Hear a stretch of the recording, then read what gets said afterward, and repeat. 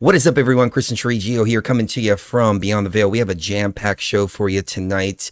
I don't even know how much of this we're going to be able to cover, but there are, of course, the explosions in Las Vegas that we want to cover. The New Orleans attack, what we know about them. We've been doing some digging. There seems to be mass mandates and a potential Quad-demic is what they're calling it right now. So we want to go over what we know about that too. We've been doing some major research about that and what we can do about it moving forward, and what are some of the other state responses and things like that. Also smart dust. We've been digging into that and the strange fog that's everywhere. We have the drones all over the place, a potential for another global lockdown. Now, I don't know if that's actually going to happen or not, but there is the potential there for sure. And it looks like they're releasing something. And throughout the course of the broadcast, we're going to go over what they've done in the past. And it seems to be the same play that's been playing itself out over and over again since 2018. Since 2008. Not 2018, 2008.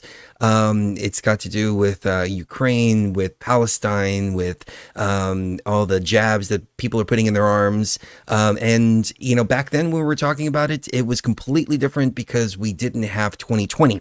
And then now that we have 2020 and we're post 2020, we know what they're capable of. And we also know what the public will allow, which kind of took me by surprise. But ultimately, let's talk about what we can do about that. Before we get into it, let me take a quick break just to let people join us in the chat, because I love to interact with everybody out there. And if you're not part of the Patreon, check it out at patreon.com/BTV Tribe. We've got a lot more content over there, and some content that we still need to update too. We did a couple of shows on New Year's Eve that I think I still need to get onto the Patreon, but it was a lot of fun, and we dug deep into a lot of things. But what's kind of sticking out to me here is that literally for the past several months, we've been talking about an explosion in Las Vegas here on this show. And when it happened on New Year's Day, I actually said on Facebook, I was like, look, something's going to happen on New Year's Day. I don't know what it is. Well, I said New Year's Eve. So, you know, I was thinking New Year's Eve while the fireworks were all happening, but it happened New Year's Day. There was a big explosion, and it was just a gut feeling, and just feeling like what's happening out there. And so I think we're really tapped into what's going on here, and it is so many tentacles, but it's all coming. Is that the cats? I think so. Our cats are starting to sound like people. It's the craziest thing. Like, it sounds like somebody running up and down the stairs. These little guys are just like evolving or something like that. So it's all these tentacles of this octopus, and it all seems to be lining up into one of two things. Either A, this is what we've been waiting for, and what we talked about back in November 5th during the election, when we said, hey, that was way too easy. It's being handed over to Trump way too easy. Or, and I don't like to entertain this, and I just want to see, but, or it is their new world order that they're bringing in. And if that's the case, then we were screwed either way. And no, I mean, seriously, like, we were screwed either way, whether it's Harris or Trump. It doesn't matter who anybody voted for. If Trump is playing on their side. I don't think he is. But we always have to entertain that possibility too. So all this put together here is really painting a picture, and we're going to go over what that picture is right here on the broadcast. So let's take a quick break and let some people join us, and we will be right back. You don't want to miss this. This is heavy stuff. This is really heavy stuff. All right, we'll be right back.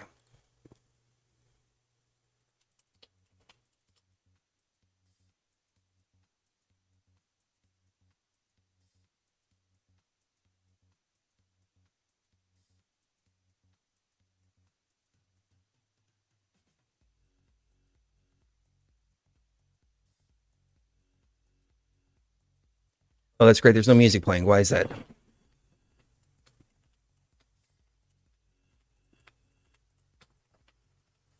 Oh, here we go. No. There we go.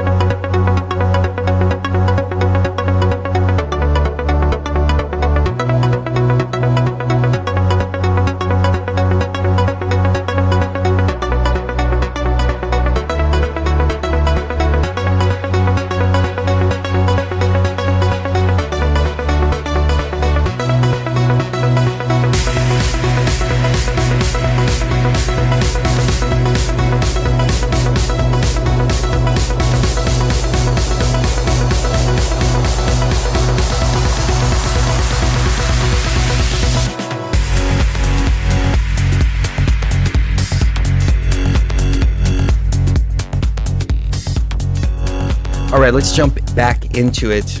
I think I might have screwed up a little bit because I put mass mandates in the keywords.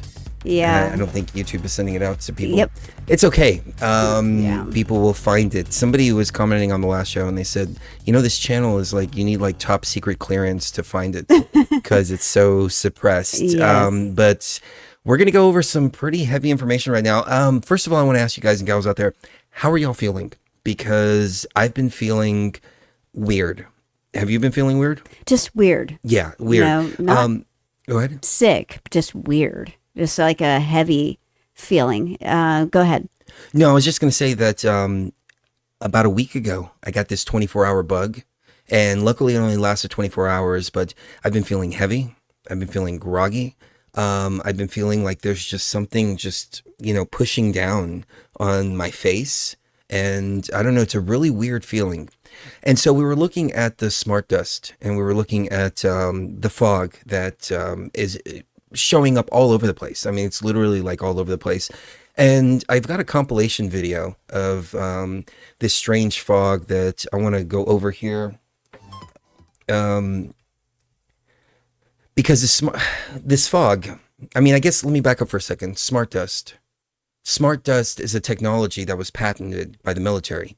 And what smart dust is, first and foremost, is a dust that can be sprayed over an area and they can map out an entire area. They can see what's going on. Once it gets on you, they can track you with that smart dust and all of that. So it's using like nanobot technology along with the 5G, because you've got 5G towers literally on every block or two. Mm-hmm. And I remember when this 5G came out, like back in like 2020, I was asking myself, this doesn't seem efficient. It doesn't make sense to have towers on every block or every 2 blocks because 5G has such a short wave pattern and it doesn't go very far. And so you have to have towers or, little satellite dishes or whatever close together. But it makes sense if you're trying to track something. It makes sense if you're tracking smart dust. It makes sense if you're tracking, if you're mapping out an entire area, because that's the less likely that the target, whatever the case is, will be lost in that. And even if it gets lost for a little bit, you've always got another receiver that can pick it up. And it can also triangulate the area so much easier because it can say, I'm closer to this tower, closer to this tower, closer to this tower. So with all these drones that have been flying around New Jersey, Florida, the 2 major areas. What do we have in New Jersey and Florida? We have Trump's house in New Jersey. We have Trump's house in Florida. Right. This has been going on all over the place, though. But those are the 2 areas that people have been reporting the biggest amount of drone activity. So you've got that. Plus, and on the last show, if you guys missed it, we covered the possibility that they're looking for nuclear material.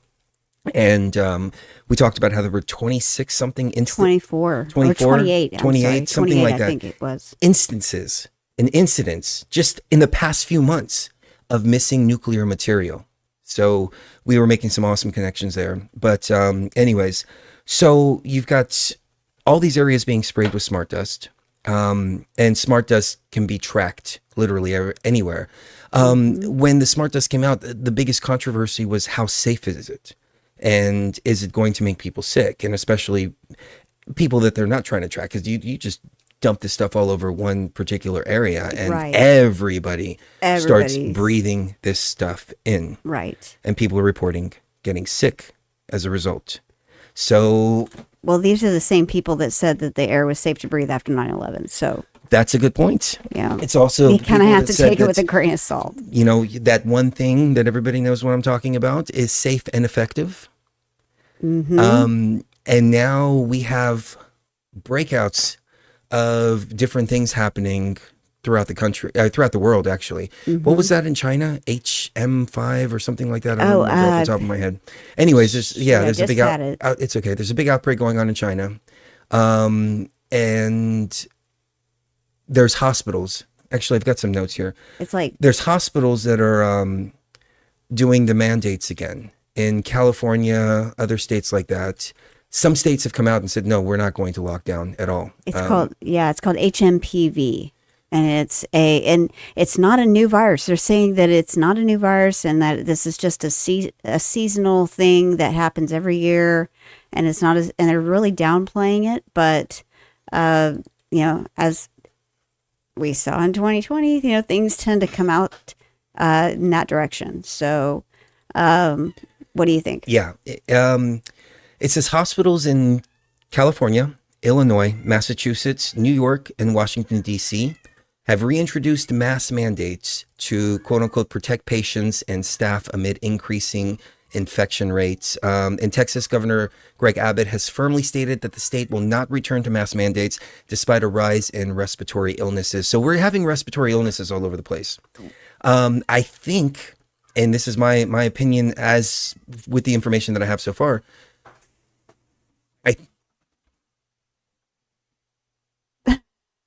can y'all hear that through the I think microphones? they're having civil war. There's like a something. war going on with There's a cats war here. I don't know going on. what got into them. Like literally, as soon as we turned it on, they're just freaking crazy.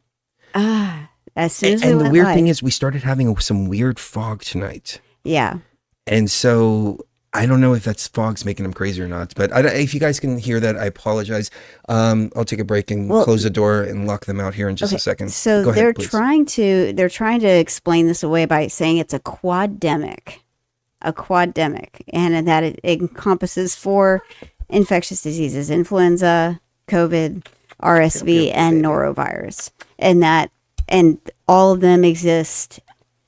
They coexist in high numbers, and that's what's making everybody sick. However, back in April, we had dairy cows over in Texas, and those dairy cows were positive for H5N1.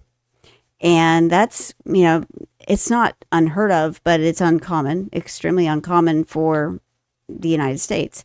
So they then noticed that there's a certain mutation that can happen with dairy cows specifically that can bind to human receptors, that can make it bind better to human receptors. In other words, it could make it more easy for human-to-human transmission to occur. And that was back in October. They discovered this in October. So, and that's around the same time that we started. November, I think it was when we started seeing drones, but also when this weird fog started showing up. I'm wondering if they're trying to track people for H5N1.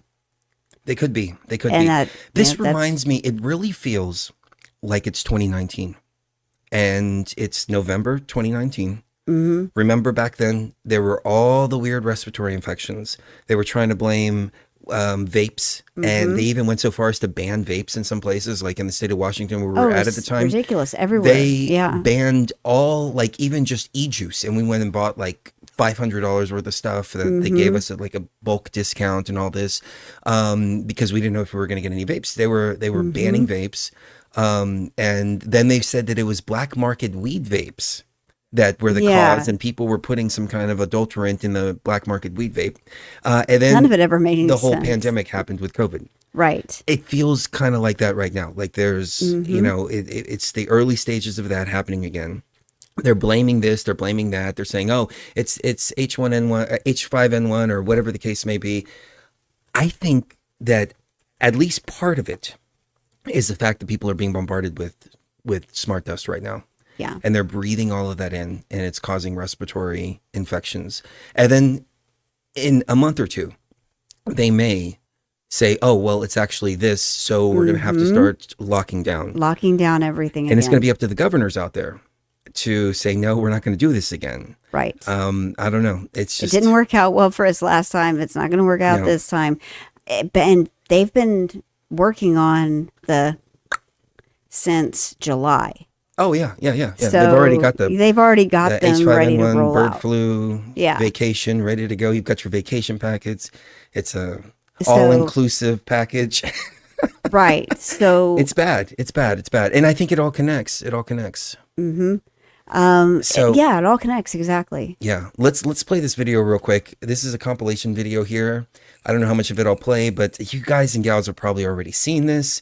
but I figure we'll just go over it together. Low visibility in spots due to some dense morning fog. Tonight we've got fog along the river and into western Iowa, zero visibility. Which is being impacted not only by the fog that still seems to be fairly dense at this hour. Outside Heathrow Airport, the air traffic control I mean, this is tower bad. is barely visible. That's Emerging really from bad. the fog, this plane is one of the flights that made it.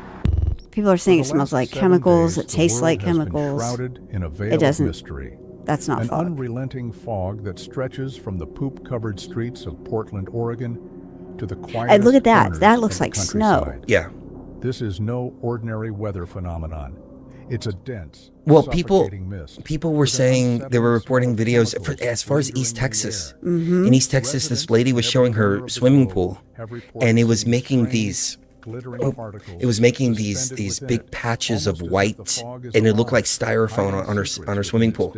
But it wasn't cold enough to be ice. Right. Obviously. 4 catastrophic plane crashes. And then Texas is having some kind of weird freezing weather right now. Fear grips the population, but the questions don't end there.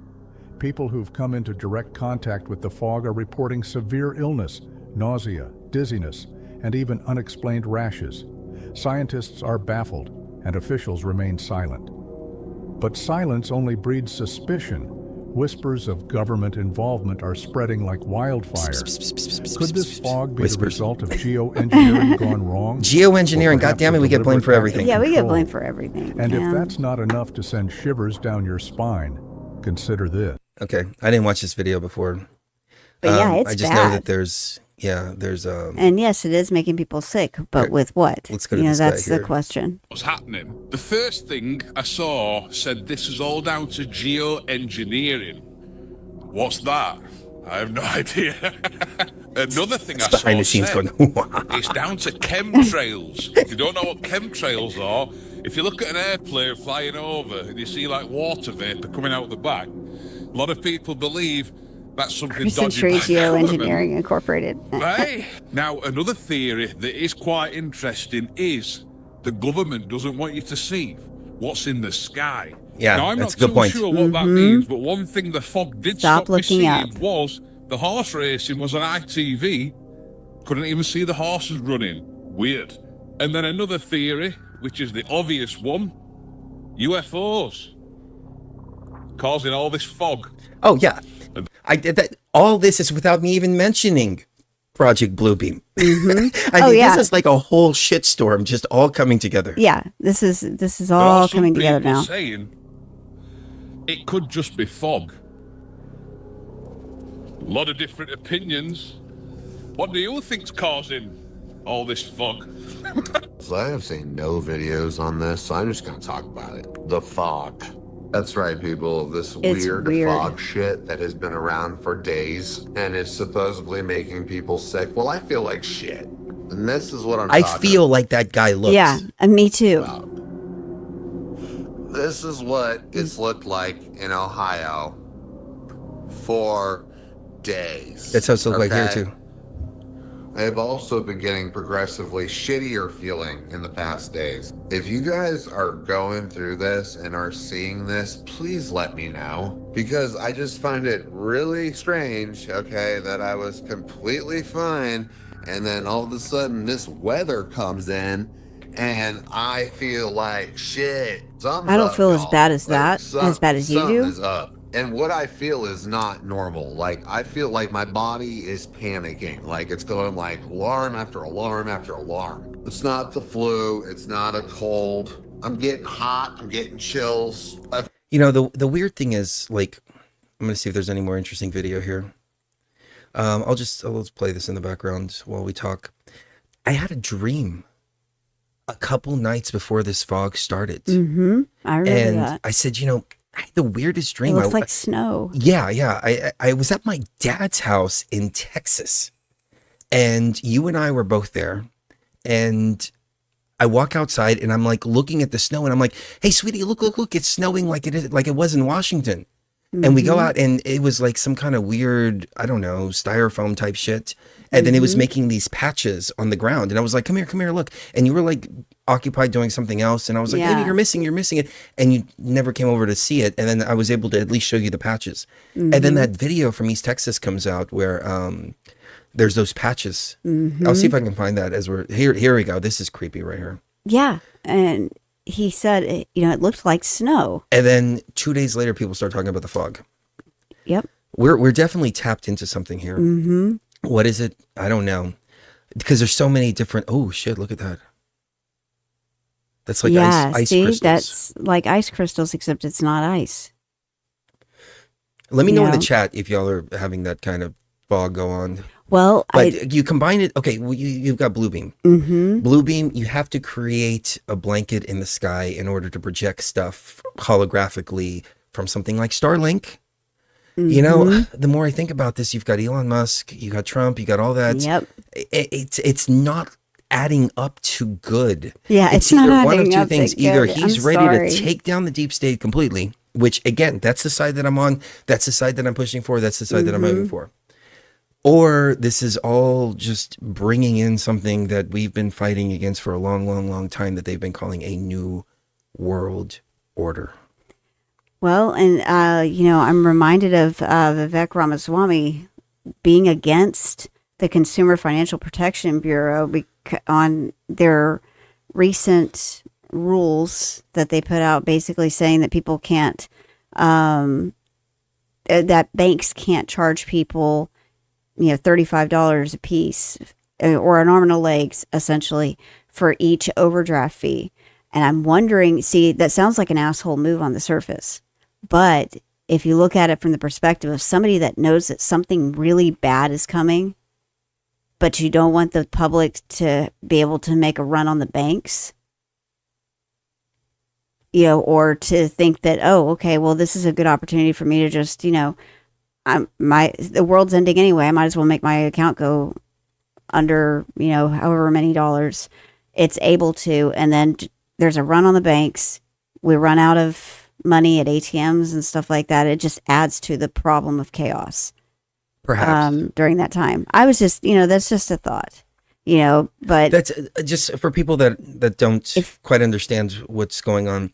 So there was a branch of the government, or it was a watchdog group or something like that worked with the government or something. And they were trying to pass oh man, we're completely diverting off the point here. I'm sorry. No, it's okay. They were trying to pass consumer protection laws. That's like they limit overdraft fees to $5 or whatever the bank's cost is. And Ramaswamy came in and he said, whoa, these people are way overreaching into the private banking sector. And we're like, whoa, wait a second. This all sounds like some really good stuff here. Like, why is Ramaswamy against all of this? And why is this something that they want to stop? Basically predatory overdraft fees and things like that. So I'm still digging into that, and I haven't looked at that because there's so much more to look at right now. But that's another thing that's making me kind of raise an eyebrow and go, wait a second, why is this? Do they know something that we don't know? That's what I was I've got getting to at. look, beyond. I've got to look beyond what's just being presented by mainstream media and others like that. That's what I'm getting at, is that if you and your cabinet, if you're Trump and you and your cabinet know that things are going to get really tough in the next 4 years, especially in the next 4 years, but particularly next 2 or 3, it's going to be really important to have a handle on things like that. And that includes knowing if and when transmission is occurring of all of these superbugs that, have a 60% mortality rate. Like the ones that have 60% mortality rate, I think are a little bit more important than the ones that have a 1% fatality rate. But that's just me. If it is really that, bad of a thing, then yeah, I could see them justifying on a military level or on Our cats are health freaking and out. human- I don't know what's gotten into them. I don't know They're either. both freaked out. And there's fog outside too. That's Yeah, creepy. yeah. You know, the fog by itself is one thing, but the fact that they're freaking out too. Yeah. Yeah, is kind of making me wonder. The HHS might even agree. Okay, well we need to track this and see how far it's spreading and stuff like that, and that's why they're putting out the smart dust. Just a theory. Because Perhaps. other than Bluebeam, I don't see why it's necessary unless there's something really in the sky that's not ours and not any foreign military, but something else that they tried to use drones to cover up, but it just freaked people out more. So now they're using fog. Well, I don't even know where to go from here, because this is so messed up. And it's just so many different arms. I don't know which tentacle to take on first. I mean, just straight for the head, It's I an guess. octopus. Just like the Hydra, you know? Yeah, it's an octopus, isn't it? Okay, so what I'm doing personally is I'm doing the same thing that I was doing in 2019, 2020. We talked about on the last show, and I know this is a little bit out there, but there was on my Facebook, if you go to facebook.com, and I don't know what my Facebook is. Anyways, if you go to Facebook and you look me up, you'll see that I posted a video from a doctor who was talking about, I'll put it on the screen here, but I don't want to play the video because it's making claims. And so I don't want them to flag this video here. But if you go to Facebook and you can watch it, it's public, so you don't have to be friend or anything like that. But we've got this here, and this guy's talking about nicotine and things like that have been proven to help in the 2020 situation. So I'm doing the same thing there. But ultimately, I'm going to cannabinoids. And the National Institute of Health, they did a study. We've talked about this before, so I'll be brief. But the study on cannabinoids, high purity cannabinoids without THC, just straight CBD, 99% pure. They said something like 97% pure is where the threshold is. They were talking about how if essentially, if people were using this prior to 2020, the entire pandemic could have been prevented. And this is National Institute of Health talking about this. Dr. John Campbell covered this. So I've been just doing as many CBDs as I can, the high purity CBD, because whatever is coming, whether it's the smart dust or whether it's H5N1 or whatever the case may be, the whole key is to boost up the immune system and protect that immune system as much as possible. So, well, and I have a confession to make. When the fog started, and I started hearing reports about the fog not just being here, but like everywhere. As soon as that started, I doubled my dose. And I think we can both say with all honesty that I have a lot more pep in my step than you do right now. Yeah. Yeah. And that was about like a week ago when I first started hearing about the fog stories and seeing reports of it. I started taking twice as much. And I think I need to start doing the same. Yeah, it's really boosted my immune system for sure, because I feel like I'm fighting something, but I don't feel flat like you do. So yeah, I do feel a little bit off tonight. Yeah. But then again, I didn't sleep very well last night. So you were snoring all night. No, she wasn't snoring. I'm just kidding. Anyways, so what we're dealing with here is a respiratory infection. Right. And it's all respiratory. And that's what the National Institute of Health is saying. We're not making any claims. YouTube, we're not. We're just saying that, this is what the National Institute of Health has been reporting. And we'll link that study down in the description. So, of course, we have iLife, which is 99% pure CBD infused with the ayahuasca vine. And I haven't doubled my dose because they've just been flying off the shelf, and we're really limited on what we can send out. That's why I didn't want to tell you, but yeah. And so I want to make sure that all our BTV tribe gets taken care of out there. But we're doing the buy one get one free special again. And you go to the website ayalife.com, put in 246-810, however many you want. We ship them worldwide with labels on here that just say iLife Original. But the ones domestically, it's they say CBD, hemp oil, all that good stuff. But this helped us all through 2020, 2021, 2022. This has been kind of like the backbone to boost that immune system. And back then it was all about, you get the synergy effect between a little bit of THC and you've got all these different CBDs and it was really like just crude hemp oil that people were selling out there. Yeah. It was nasty. It tasted bad. And so we started doing this, and then we were vindicated when this National Institute of Health study came out. 100%. And it was like, no, this is the stuff that actually works. The other stuff, and that's why we were getting all those comments. And people were saying, I've tried it before and it never really worked for me, but you guys' stuff, I don't know what it is. There's something to it that really, really works. And this was pre-2020 and then through 2020. And I haven't heard a single person throughout 2020, 2021, 2022 that got sick with the zombie virus that was using this. Yeah. Not a single one. Now, that's not a claim that we're making. I'm just saying I haven't heard that. So nobody wrote us. Put 246-810 in the cart and put coupon code BTV Tribe, all lowercase. We'll keep that going until the end of the week.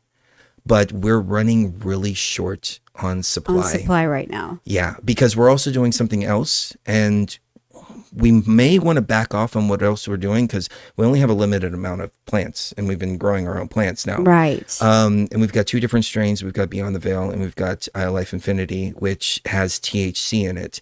And we were about to ship out some vapes.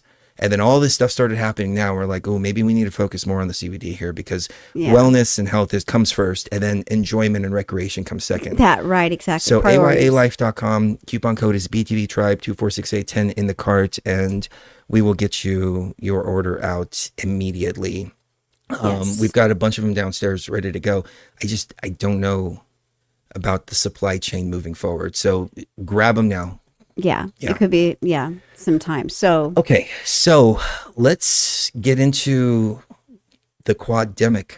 So they're trying to say it's norovirus, influenza, like regular. Are they influenza. saying norovirus? Yes. They're really saying that? Yes. Because that's what I had, last week or 2 weeks ago. Luckily, it lasted 24 hours, but really, they're saying norovirus. Yeah, norovirus, yep, influenza, COVID, and RSV. And RSV is something that goes around every year. It's a seasonal thing. But norovirus isn't. And I guess all 3 of the other ones have been designated as seasonal. And so with that comes the request to get things put inside you. The jabs. Yep. Whenever they declare something, something seasonal. And there's also jabs for noroviruses, not norovirus, but for RSV as well. So there used to not be, but now there is, which could be the whole reason why they're hyping it up. Did you know that? No. Yeah, they just came up with an RSV jab like a few years ago. Well, people are getting sick. I mean, just now, people the are fog getting is getting sick. worse here, and the cats are freaking out. My eyes are watering. Yeah, there's something to it. Yeah. So we need to dose them with the pet formula too. Okay. So what's going on with this Quad-demic? So I think that they're trying to sell jabs. They're trying to, and they're trying to basically get the public to pay attention to these 4 very mild illnesses, while the grown-ups, for lack of a better term, they're not really grown-up, but the grown-ups at the CDC and HHS and DHS can focus on the big boy, which is the H5N1. And that they're monitoring that and maybe so closely that they've decided to spray smart dust everywhere in order to track it. So that's just a thought, but that also makes sense in addition to creating some kind of smoke screen so that we're not seeing what's going on in the sky, or we're seeing what they want us to see in the sky. So interesting. That's a roundabout answer, but okay. Yeah. So let's go to a couple articles here. News Nation, our mask mandates coming back. The flu, COVID-19, RSV, norovirus all surging in the United States. The spread could increase as people return to work. Vacation rates in the U.S. are down. You hear that? Vacation rates in the U.S. are down. Well, how many times are you supposed to get this thing? That's what I meant by they're just trying to sell. I thought this was an emergency authorization thing, but instead, concerns about the Quad-demic is growing in much of the country, and the nation's hospitals to see a surge in respiratory viruses. South California, most hospitals never ended their mask mandates after the zombie virus. Medical experts predicted the surge in cases due to holiday season. This just kind of goes on the same thing. You know, somebody just mentioned the smart dust could also be interacting with those who have been jabbed and basically reignite processes that have long since been turned off by the body's own immune system. Like after a certain time period, well, first of all, I think people might be, you asked me what was going on with this Quad-demic. I think the reason why we're seeing such huge numbers is because they admitted on national television that the jab, after the fourth one, your immune system kind of shuts down. And so the people that have been, that had that done to them at least 4 times, their immune systems probably are shut down already. And then for the ones that, whose immune systems haven't shut down, which because they only got like 1 or maybe 2 if, you know, they were unlucky enough, they are being affected by the smart dust, and the smart dust is actually turning back on processes that the immune system shut off because they were destructive to the human body. That's another thing, because they said that the nanotech in the jabs is designed to create anything from just creating RNA or going further, self-assembling nanostructures that create in-house biolabs inside of the human body. In-house labs is what they call them, in-house labs. Wow. So with the smart dust, you can actually go to work in that laboratory, you know, and turn things on that shouldn't be turned on. Okay, or turn so things off that shouldn't be turned off. Let me just make sure that I'm clear on this. So essentially what we have is we have a bunch of people. They claim 90%. I don't believe 90%. Let me know what y'all think in the comments. Let me know what you think in the chat. Do you think 90% of people actually got this thing? I don't, because most people that I meet say no, they haven't, but they could be lying. I don't know. Right. So be embarrassed. 90% of people supposedly walking around with nanobots inside of them, and then smart dust being sprayed now, and then being able to control the smart dust and therefore control the nanobots within the human body of all these people. So theoretically speaking, and this is just theoretically, they don't even need H5N1. They don't need any of that. That could just be a cover story for them going in there and just programming and saying, okay, we're going to make these people sick. We're going to make these people sick. We're going to make these people sick.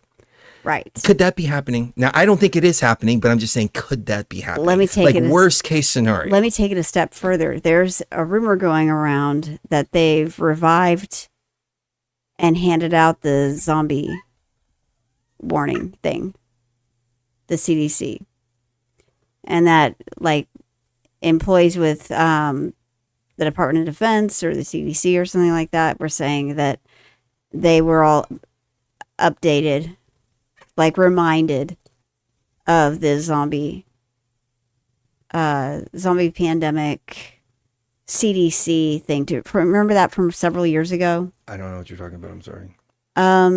Can you try to be a little clearer? Okay, I'm trying to think of what it was called. I just thought of it. I'm sorry. No, it's okay.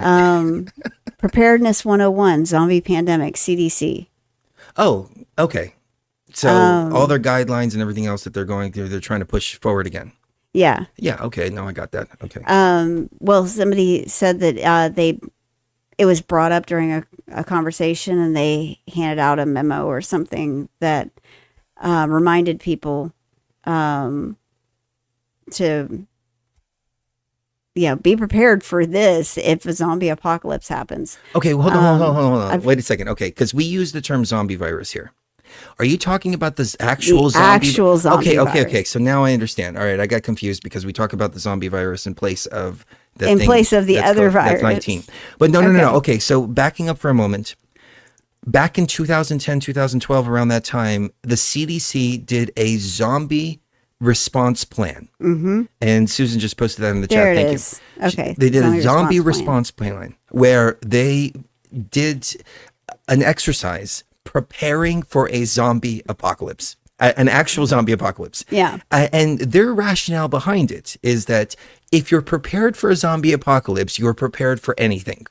So that's how they justified it. But they had zombie actors, they had all kinds of stuff like that happening, and they did this entire exercise about preparing for a zombie apocalypse. It sounds silly saying it, but that's what they actually did. So what you're getting at here, and now I understand, and let me know if I'm wrong. When these people were at a meeting with the CDC, they were handing out the pamphlets again for zombie apocalypse preparedness. Right. Okay. Gotcha. Now, what if the smart dust, and in those in-house labs, they're turning up certain receptors, turning down, up regulating and down regulating certain receptors in the brain that make people go crazy? I've always speculated about this in terms of the nanobots and people. You have Project Bluebeam. Project Bluebeam is supposedly spraying something and then using projections to project UFOs. But what if you don't have to use projections? What if you can manipulate something within people's brains, and it doesn't even have to be a chip? It could be something as simple as smart dust, or it could be something as simple as nanobots or something like that. And you can manipulate something in people's brains where they actually see something that's not there. So now you have a large portion of the population looking at the sky, hypothetically speaking, looking at the sky saying, I see a UFO. There's nothing actually there. But there's a portion of the population, because they're infected with this thing, whatever the case may be, and they're actually seeing it. They're seeing a visual hallucination within their minds based on this kind of nanobot technology that's inside of them. Yep. Wouldn't that be a much simpler way to do it instead of actually projecting holograms in the sky? Much simpler. Much simpler. And then also, like, oh, I'm sorry, I don't mean to cut you off. Let me take it a step because further. It's inside people's heads. So we have this fog, right? This fog reacts different when you're filming it, when you're not filming it. Like, you don't see some of these particles in person. You just see like fog. I'm trying to find it here in this video here, because I know we played it here a minute ago. But you start to see these particles when you're actually filming it. Mm-hmm. So it has a different response, right, depending on how you're looking at it. Mm-hmm. Which is not how snow acts. It's not how regular dust acts either. Dust particulate is going to look roughly the same, maybe slightly different if there's high winds. But when it comes to this white stuff, that's something else entirely. Here it is. I've got it here. This right here, all these little dusts and particles and things like that. You don't see that with the naked eye. You only see that when you're filming it. Right. So is it zombie dust or blue beam dust? Well, I know one thing for sure. It's making people sick. Right. So could it be that this is making people sick, and then they're saying, oh, well, it's H5N1 or it's this or that. The Quad-demic. Because, okay, think about it. If you're going to do a staged pandemic, you don't want to release an actual bioweapon because you can't control it. Right, you can't control it as easy. But you can control something like this. Right, you can control smart dust. You can turn it off in certain populations, turn it on in others. You know, this is like, smart dust is really, the capabilities of it are incredible. It's very capable of doing stuff like that. And so are self-assembling nanostructures inside of the human body already. You know, these two go together like eggs and bacon. I mean, they're, when it comes to frying your brain. And eggs and bacon. It's funny you say eggs and bacon, because did you know that people never ate bacon for breakfast? Really? Up until the pork industry decided to put out a bunch of propaganda that eggs and bacon go together. So it goes together interesting. like eggs and bacon because it's all freaking propaganda. There you go. Well, it is all propaganda, but now you're getting us off point. Sorry. That's okay. I did it too. So, are they making breakfast out of us? Is the question. Like, because all this is, and we're going to talk about the, terror aspect of this more tomorrow, but they're hitting us from all angles, literally, if this is the case. And everyone is just really either baffled or they're so zombified already that they're not really there anymore, or they're so ill with whatever the smart dust is causing them to experience that, they don't really have time to look things up. Okay, so Life Matrix sent us this video just now. It's on his YouTube channel. His YouTube channel is Life Matrix. Thank you for sending that. This is what he recorded personally. And that's in California. In California. Southern California. This is directly from BTV Tribe. Wow. See, We need to set up some cameras outside. Yeah, we do. That's bad. Wow, that is really bad. Wow. So, and if this is, what else could this be but smart dust? Obviously it is. This is in Southern California. Okay, now I have to play devil's advocate. I have to look at 360 degrees. I don't think this is the case at all. But remember when we were driving to Mount Shasta up Northern California? Mm-hmm. This is what it looked like when you were driving in the snow. Through a blizzard. Mm-hmm. But there's no snow. It's just fog. Yep. And it is weird how it looks like it's not just going in one direction. It's blowing in all different directions. Okay, so what's the likelihood of a global lockdown? I think the likelihood of a global lockdown in the next 6 months is probably 50-50 at this point. It's as high as 50-50. I was at 30-70. No. Pick the wrong day to quit yes. smoking. Yep. Pick the wrong day to quit amphetamines. It's from the movie Airport. All right. That's funny. So I don't know if I can go through that again. I don't either. But what are we going to do? This is really interesting how this is all happening because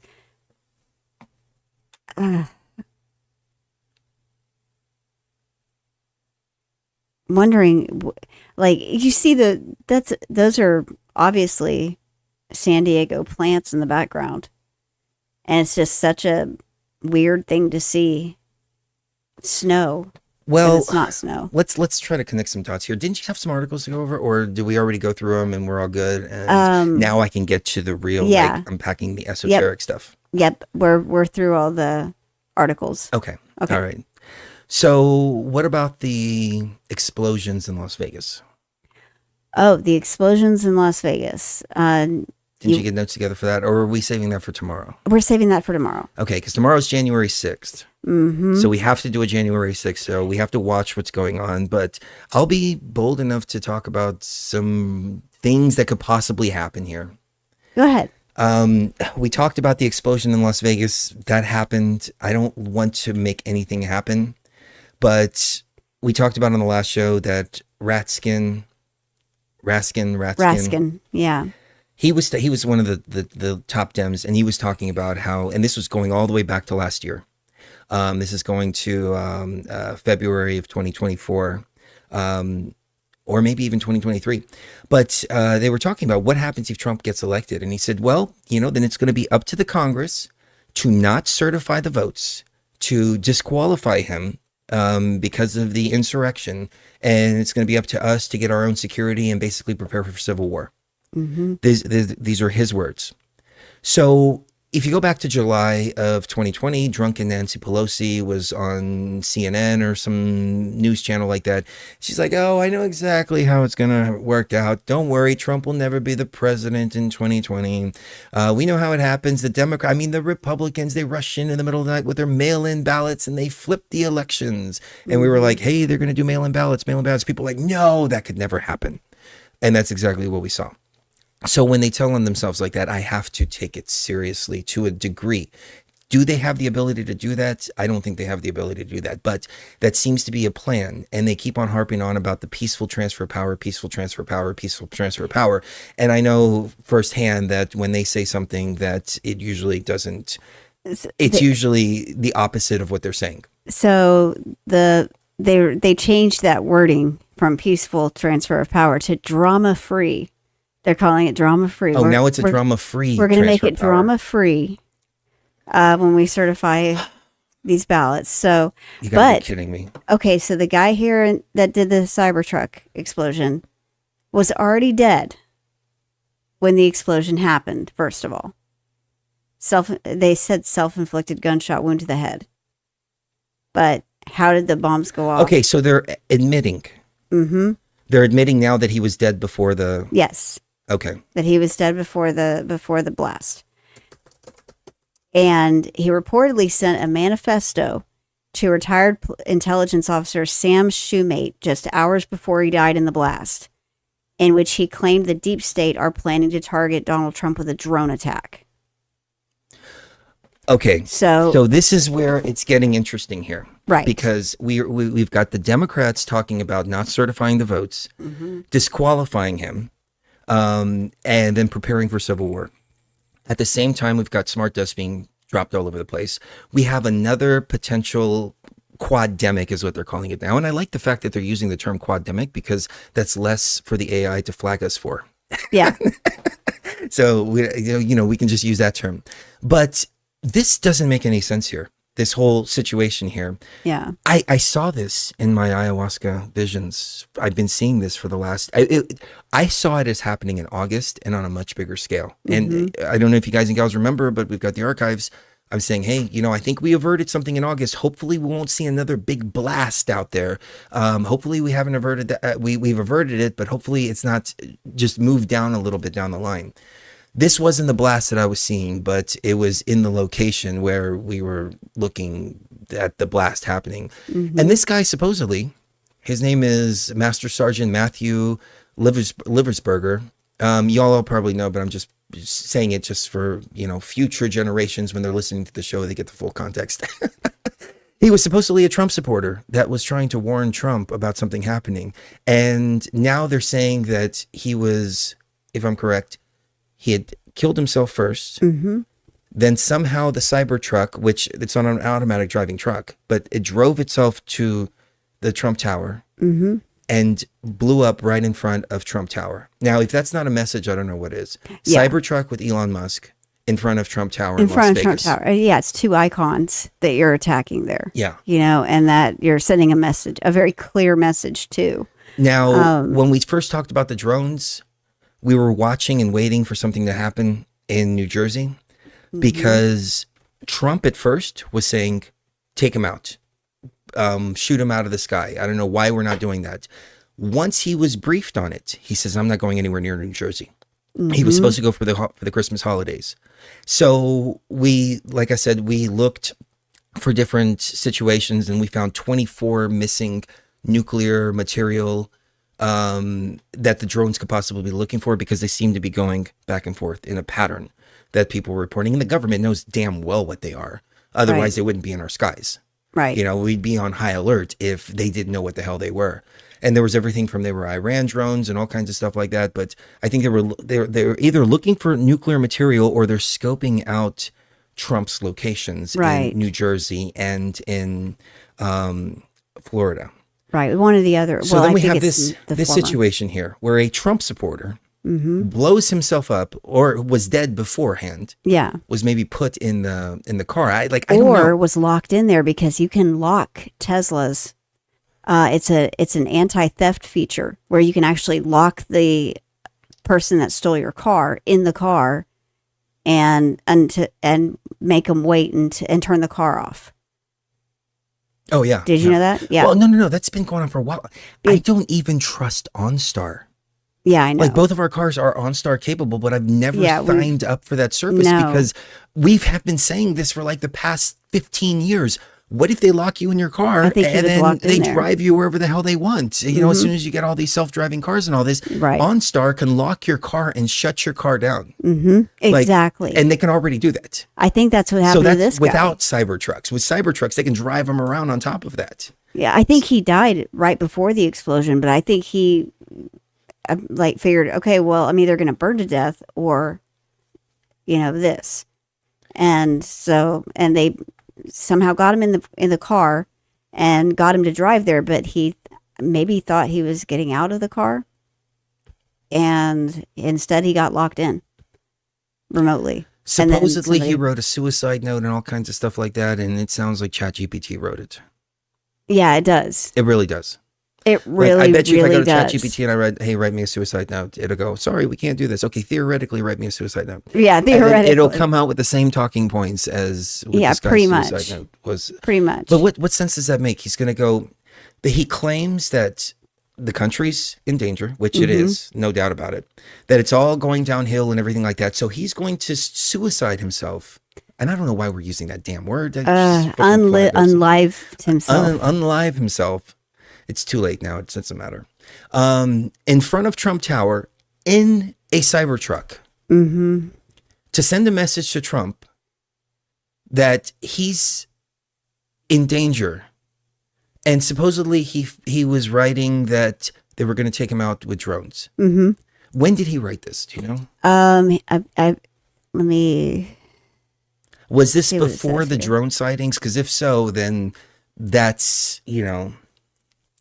But then again, it's hard to trust any of this information because Yeah, this it could is. have been put out. I mean, this obviously was put out after the fact, but they could have said, "Oh, look, we found this writing here that he said that Trump was going to be attacked by drones," just to whitewash the drone story. Or maybe this guy was the real deal. I just find it odd that you've got two military people from Fort Bragg on top of that in New Orleans and Las Vegas at the same time doing basically the same thing. Okay, it's Sean Ryan. He said, I urge everyone to dedicate at least 45 minutes to fully grasp the details that have unfolded over the last few days. Matt Levelsberger, a former Green Beret, is at the center of this story. No, he was an active Green Beret, actually. He was on approved leave at the time of his death. Well, he's not active now. Apparently not, yeah. I guess he's not active now, yeah.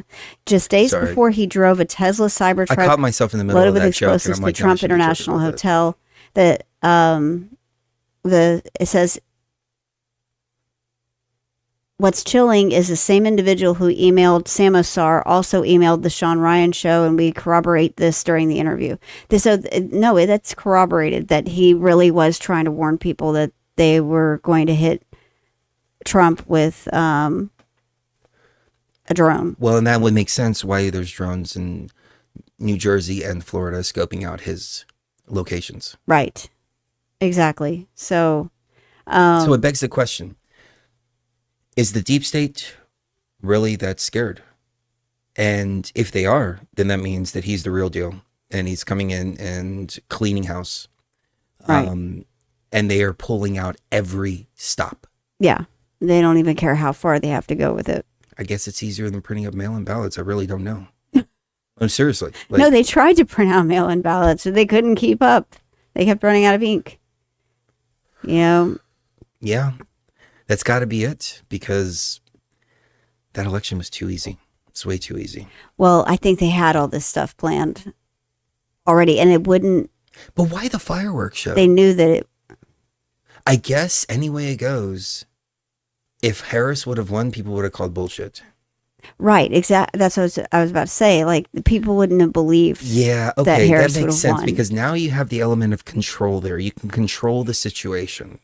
If they would have just put Harris in there and just left it at that, they don't, it could be uprising, civil war, actual Right. civil war, all that stuff. Right, but they had to if keep they provoke the actions, then they can control the situation. They can control the outcome. narrative. Yeah. Yeah, and thus ensure the outcome.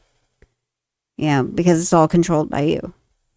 And I think it's interesting times.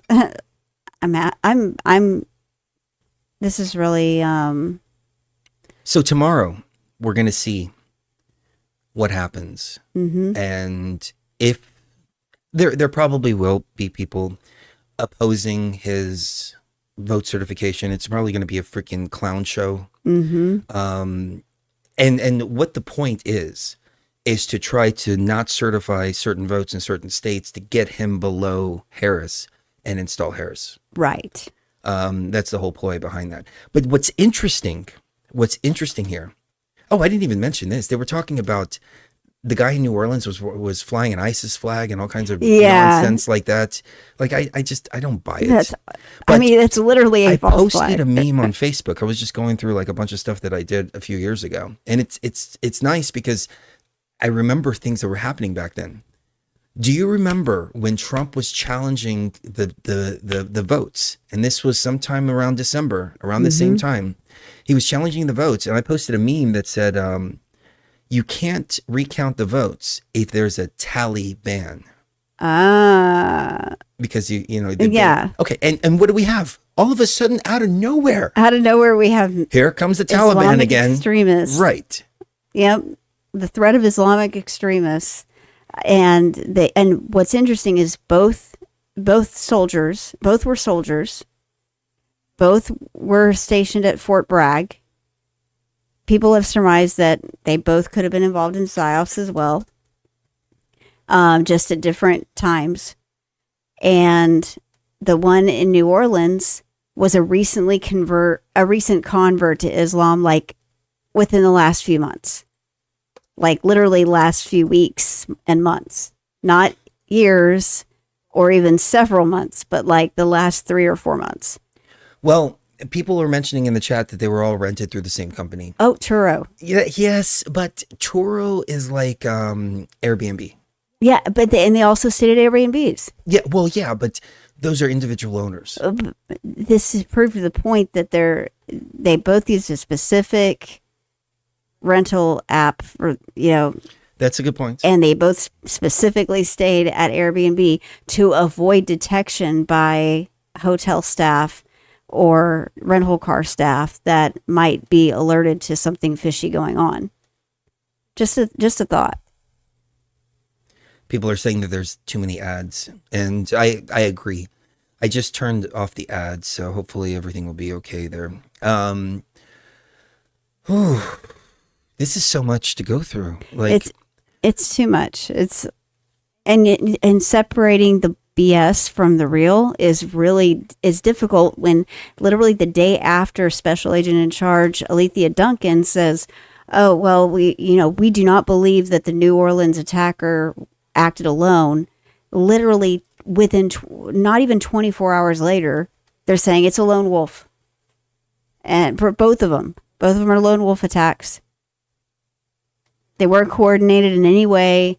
There was nobody else involved, even though in New Orleans there were 3 men and 2 women besides the suspect that were seen planting pipe bombs that day. really, And then they turn around less than 24 hours later and say, "Nope, it's a lone wolf. Lone wolf, lone wolf, lone wolf." But I remember people talking about the pipe bombs. But mark my words, if you keep hearing, if the public accepts these attacks as lone wolf attacks, I bet you they're going to keep happening, and they're going to get bigger and bigger, or more chaotic and more destructive as time goes on. Because Okay, and Raven is saying that one of the Airbnbs burned to the ground right after the attack. and the truck from New Orleans was indeed, like, they said, okay, we think this because Trump said on Truth Social, that it was an illegal immigrant who had just crossed the border a few days, like 2 days earlier. That was the wrong intel, but it actually was a truck that had crossed the border, but on November 21st. So we could have elements of our military that are working with people from south of the border on this kind of thing too. And Matt Gaetz said a few months ago there are at least 5 assassination teams in the U.S. right now. And this was like back in October, November. So. Well, and I don't know what the hell Trump is thinking, but he's doing a rally on the 19th, the day before the inauguration. Mm-hmm. Why so much exposure? Yeah, that is it's tradition for question. him, but at this time, I don't think that's a wise decision. Yeah, I think he's better off just doing the inauguration with lots and lots of bulletproof windows around him, and make sure they pat down everybody in Congress first. Before the 20th, we're screwed. Yeah. Like we'll know for a fact though that he was one of us. Yeah. If something happens, there won't be any to him, question yeah. at that point, but we're screwed. I don't want to pay for the question to be asked. Right. That price is too high for this country right now. So just interesting. Lots of interesting coincidences about both of them, that like they were both special forces, or at least stationed at Fort Bragg. And one of them was the one that was a Trump supporter. I think he was put in there or his dead body was put in there. I do not believe that he did that of his own accord. I just don't. None of the evidence points to that for me. It all points to him already being deceased when they put him in the truck, or, unliving himself right before the blast, knowing that he couldn't stop it because it was remote detonated. All of these were remote detonated. So obviously, what's the point of being an unliving bomber if your devices are all remote detonated? Well, I mean, he was dead before the car even got there. Yeah, I know. I know they said he was dead before the explosion. Oh, okay. They can tell by how much air is in your lungs. Like if you have soot in your lungs, then that means you breathed it. So in. he shot himself, supposedly, Mm-hmm. before it exploded. Right. Why would you do that? Yeah, exactly. If you were locked in. Or alternatively, the body was put in there and then they drove it. So, because they can do that now with, Teslas, I think. I mean, I think he may have thought, oh, this is just an exercise. And it doesn't really have anything in it or something, It could have been like a counterterrorism exercise. Because remember on 9/11, is this real world or exercise? That's a good point. We're in a lot of trouble. We'll be right back. Well, there have been extraordinary scenes in Berlin tonight as thousands of people gathered to hear Barack Obama deliver key foreign policy speech on his current European tour. Democratic presidential hopeful laid out his vision for America's place in a new world order, saying he was speaking as a proud citizen of the world, of the world, of the world. It is a big idea. It is a big idea. A new world order. It is a big idea. It is a big idea. A new world order. Have you ever taken a moment to second guess the Freemasonic Order or the IRS, the Carlisle Group and the CFR, the Bohemian Grove and others so bizarre? The rulers of the world operating in the shadows, begging for oil, throw the leader in the gallows. Land of the free man, it's land of the fascists. Have a little taste every time you pay taxes. The fact still remains, slowly see the change, keeping you in line as they tighten up the reins. The boogeyman's to blame for a global mainframe, then they'll kill 80% glint when we see the end game. Such a shame, it won't stop. Eyes wide shut, listen close to my words, because it's time to wake up. It's time to live free or die. See through the lies, it's time to save this republic. Stand up and rise. Have you ever taken a moment to second question? Found yourself entangled in evil deceptions? Uncover the truth to infernal dimension. A group of elitists with demonic intentions. It's time to pay attention to the world unveiled, hidden in plain sight with grim details. 3 simple letters, what do they spell? Fuck the new world order, we will prevail. They call it new world order, a design to tame us. The global elitists, like pawns, they play us. Time to open your eyes, realize the disguise. CNN and Fox News, steady spitting out their lies. The media's corrupted, the data what you know. Repeaters for reporters, IQ's 20 below. Internet can't be trusted, it's one like a tiger. If you choose to think freely, then you must be Al-Qaeda. From the moment you were born, every step's preconceived. Implanted in your mind a phony sense of destiny. Giving up your freedom for fake security. Got the whole world tripped with RFID. Have you ever taken a moment to second question?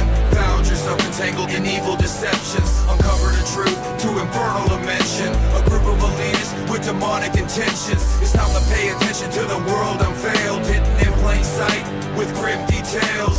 3 simple letters, what do they spell? Fuck the new world order, we will prevail.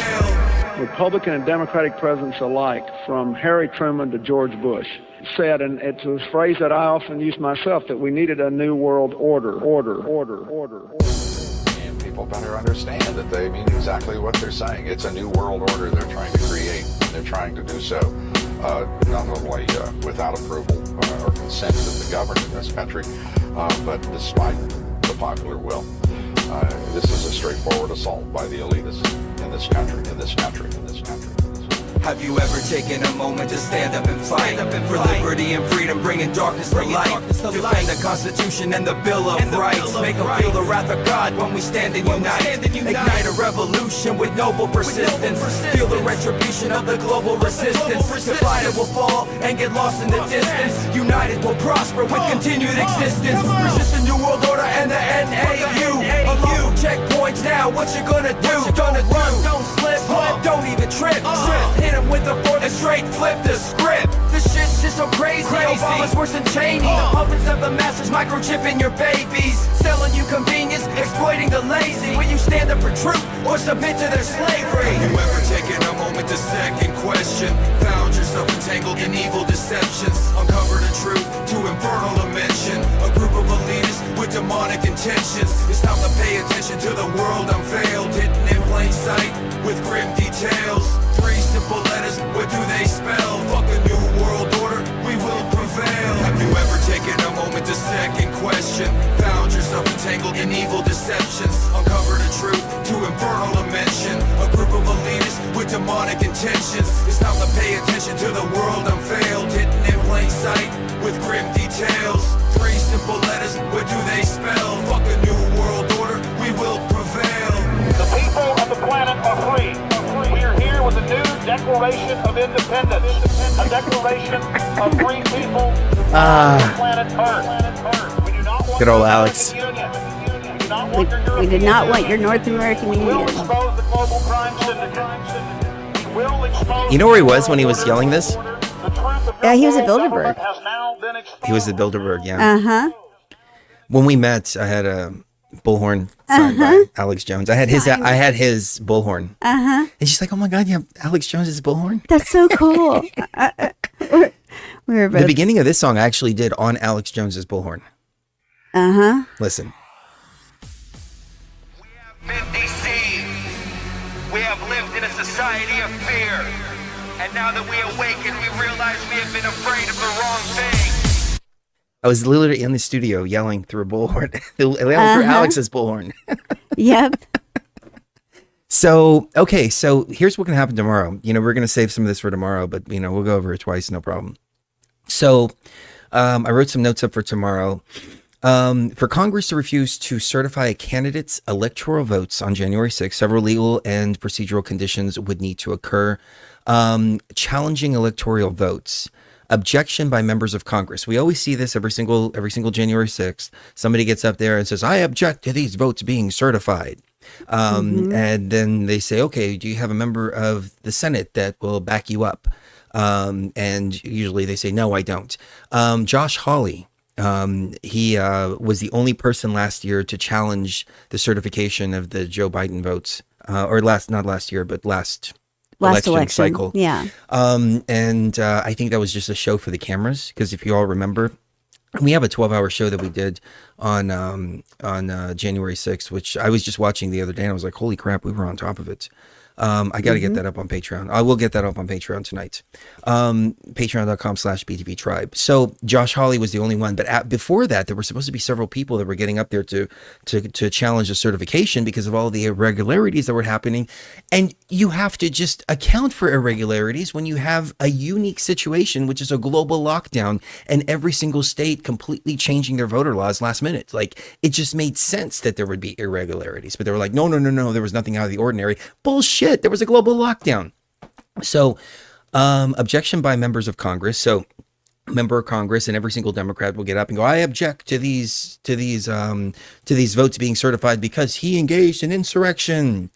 And then what has to happen after that is there has to be a debate. And so they're probably not going to certify the votes tomorrow, because there's going to be so many freaking debates about this. Because once a member of Congress gets up there and says that, then a senator will jump up and say, yes, I back this up. And then that goes to a debate at that point. And they have 2 hours to sit there and argue their freaking point. So that's going to take freaking weeks.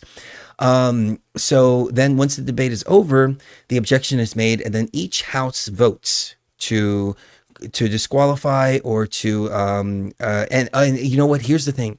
I thought it was a 75% majority. They only need a simple majority. Oh. They just need 51 people in the Senate, and they need half of the House, whatever the numbers are for the House. Oh. And the way things are divided right now, and especially when we saw the House voting for Mike Johnson, he had a couple of defectors. And so there are a couple of Republicans that could defect. And if they do, then that can create a whole nother world of chaos there. So if they defect, then essentially it could go to Kamala? No, what they'll do is say, okay, I object to Pennsylvania's votes being counted for Trump because he's, insurrection, blah, blah, blah, blah, blah. Then they vote, and they come back and they vote, and they say, okay, we're going to remove Pennsylvania's votes. Then they go by each state like that. I don't think there's a possibility. I mean, I don't think there's a probability that will happen. But theoretically, that's what could happen.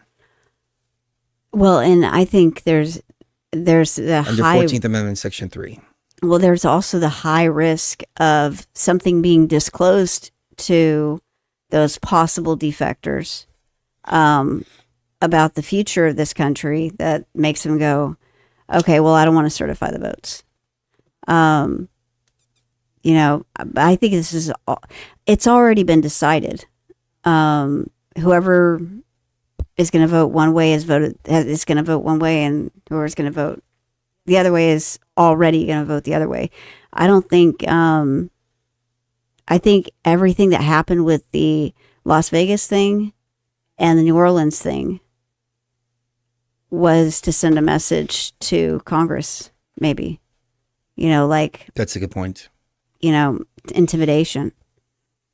That's what I was saying on November 5th. Everybody was celebrating. I was like, we're not in the clear yet. Well, we're definitely not in the clear yet either. I mean, even until January 20th, we're not in the clear. People keep talking about January 6th, but yeah, and that's important. And a lot of interesting things have happened on January 6th, which we'll go over tomorrow. But there's still a 2-week period there where they could do some real damage. Yeah, and you look at the way that they're hitting it from every angle. Mm-hmm. Drones, threat of nuclear. They just gave Ukraine more money. That's ramping up. And the thing is, you got to understand too, this is bigger than just Trump getting in office.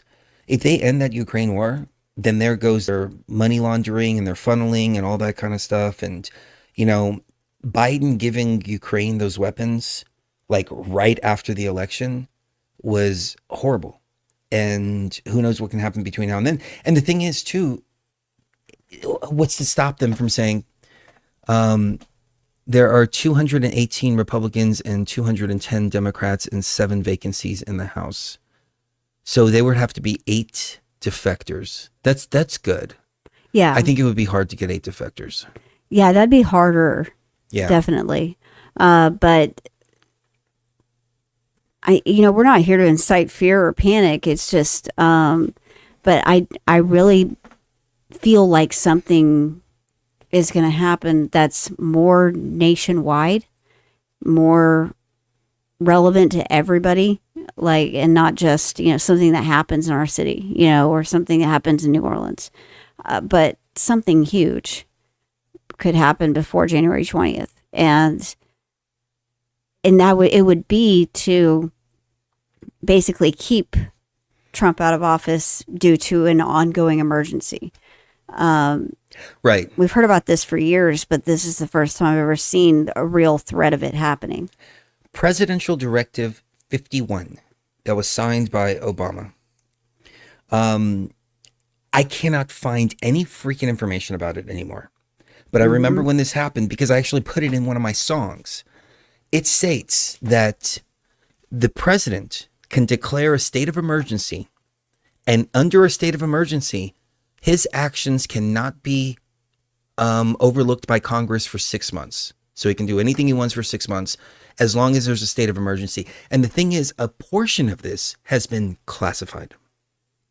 And this is going all the way back to the Obama administration. So we know that that little piece of legislation is still there and just sitting there, just waiting to be used. Trump never used it, obviously, which I think he could have last term. Yeah, he and really I was could wondering have. why he didn't use that. Emergency, like somebody said in the chat room, could equal aliens. Yep. UFOs coming in the sky, whether it's blue beam or not. Right. Emergency could be too. a quad-demic. Emergency could be anything like that. It was actually George W. Bush that signed it on May 4th, 2007. And then... Oh, that's right. He signed it right before Obama. Right. And then Yeah. Obama came in, and then in 2012, he upped... Oh, no, it was... it was 2007. It wasn't Obama, but... No, I released Global Resistance in 2009. Yeah, I remember that. And I wrote that song in 2008. Mm-hmm. So it was in 2008, 2009. I think it was in 2009, The capstone to the eye. The policy's goals include defining national essential functions, establishing continuity requirements for executive departments and agencies, providing guidance for state, local, and tribal governments, as well as private sector organizations, ensuring that governing entities can recover from operational interruptions, and maintaining constitutional government. Yeah, right. A catastrophic emergency is defined as an incident that causes extraordinary levels of damage, disruption, or mass casualties that affect the U.S. population, economy, government functions, infrastructure, or environment. So even if it's just an environmental emergency. Yeah, that's what everybody was freaking out about at the time, because it was expanded to where it doesn't define what an emergency is. It could be anything. Yeah, it could be a freaking tornado in China, and they call it a state of emergency. Or not a tornado. What is it called when the water Typhoon. comes in? Typhoon. That's what. Yeah. It could be a typhoon in China or whatever. Because it causes interruptions to our economy. Yeah. Slightly. And they could call that a state of emergency. They can call anything. So we've got multiple threats here. Joe Biden's dirty We diaper have could be a state of emergency. Taliban to ban the tally. Taliban down in New Orleans. We have MAGA extremists in Las Vegas. We have a quad-demic. We have drones in the sky. We have World War III. And we have the potential of UFOs. I mean, talk about Illuminati card game. I think somebody just like bumped into the table and all the cards just fell on the ground. They're like, let's just go with everything. Let's hit them with everything we've got, because we won't get it back after this. I think that's what they're thinking. They're not going to ever get the ball in the back. background too. Do what? P. Diddy sitting in the background that everybody seems to have forgotten about. Mm-hmm. Exactly. That whole operation, the pizza-related stuff, that has been going on in the Ukraine for such a long time. Yes, that's what I was getting at. I forgot to elaborate on that. That's where they pluck a lot of their commodities over there. And that's why those places are always, I mean, think about this. Ukraine has been at war since 2008. Since 2008, we've been at war with Ukraine. Yeah. Or we've been backing a war with Ukraine, I should say. I thought it was 2018 or 2000. No. 2008. We were on our first show, November 5th, 2009. We were talking about war in Ukraine and war in Palestine and H5N1. Huh. No, this shit's been going on since the Obama administration. I thought this latest war had only been going on like 2.5 years. No, this latest war has been going on 2.5 years. Oh, yes. okay. Yes, this latest war has been going on 2.5 years. But there's been conflicts before. Remember? Yeah. Remember? They were in conflict. People were freaking out because people in Georgia were like, I heard the Russians are invading. What's going on here? And it's like, no, Georgia's a country. Georgia's a country. And remember, that was way back then. Yeah. Okay. Yeah, I remember that. Yeah. I'm telling you, this is an agenda that has been playing itself out. It goes all the way back to Zbigniew Brzezinski. They were talking about how, and Zbigniew Brzezinski back in the 70s, but in the year 2000, it was PNAC that came out with that document. And they said, we need to invade these 5 countries. Mm-hmm. Iraq, Afghanistan, Iran, Libya, and Syria. Mm-hmm. Yep. And that plan has just been playing out since. We need a new Pearl Harbor. Uh-huh. Come on, you remember? I remember that. Started doing this? Mm-hmm. We need a new Pearl Harbor. Yep. It's all right there. I can't believe it's been playing itself out for this freaking long. Well, I can, because their chess moves go out decades. They literally decades. Nothing that they're planning. Oh, this is the 50-year plan. Yeah, this started in the 70s with the Mujahideen and the Afghan-Russian war. Mm-hmm. I mean, and yeah, the beast will still die, like the ocean pointed out, but the death throes are going to be uncomfortable for them and for us. And you know what? Now that I think about it, back then, we were saying this is a 50-year plan. Mm-hmm. Yeah. We just didn't, I never thought they would go this far, this fast, and that the people would pay for it for this long.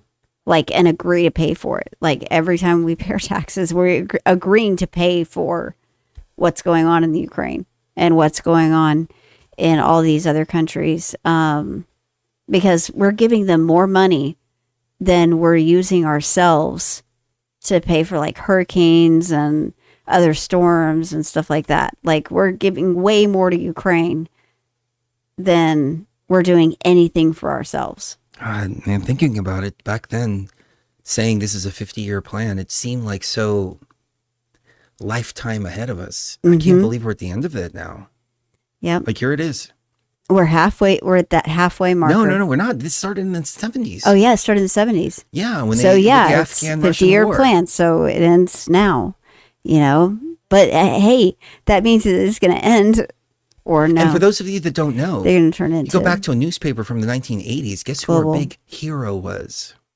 A man named Osama bin Laden. Osama bin Laden, and he that's was a right. freedom fighter that was fighting for freedom in Afghanistan against the Russians.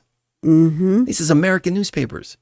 But you can go back to American newspapers from 1920, 1925, and they're talking about how great this German leader is, and how he's the next best thing since sliced bread. And he's going to unite the world under a new world order. Yep. Really? And there was actually a National Socialist Party here in the United States. Yes, there was. In the 1930s. Mm-hmm. And it wasn't just Germans, it was just regular people. And the similarities are just striking, I have to say. But the things that he was saying, notwithstanding the stuff that, was completely, racist, but at the same time, like, he wasn't, a lot of it isn't talking about race. It's talking about bankers and how, we had the banker bailout in 2009. We had, a lot of the problems that we have are because of corporate greed. And look at the pharmaceutical companies and what happened in 2021 to 2022. That was obviously because of greed, and because of that, so many of us have given our lives. We've lost our livelihoods. We've lost, our kids, or our kids have, turned against us because we won't accept woke culture. It's just so many divisive Okay, so things. let's look at the dark side of the coin here for a second. Woke culture. The Democratic Party. Okay. It used to be liberal. Where does liberal come from? Liberal comes from freedom, from liberty. That's what it was supposed to. It was supposed to be an anti-war party. In the year 2000, when we were going, or 2001, I should say, when we were going to Iraq and Afghanistan and everything like that, they were the anti-war party. Now we're the anti-war people. Right. We're like, stop all these freaking wars. Mm-hmm. And so I remember going, why are everybody, what's this liberal thing going on here? Because liberal comes from liberty. I think we have an archive of me saying that. Mm-hmm. And then as things started to unfold, it started to get kookier and kookier and kookier and kookier. With the LGBT thing and all that stuff, it got bad. The dark side of the coin. What if, and again, I'm not saying this is the case, and I'm not putting it out there that this is the case. I'm just, what if it was meant to fail? It was meant to be pushed so far radical that everybody turns from that and goes the other direction so they can bring a one-party state. Wouldn't that be the way that you introduce a one-party system? Right. That's exactly the way you do. And also, you cut off the other one. Mm-hmm.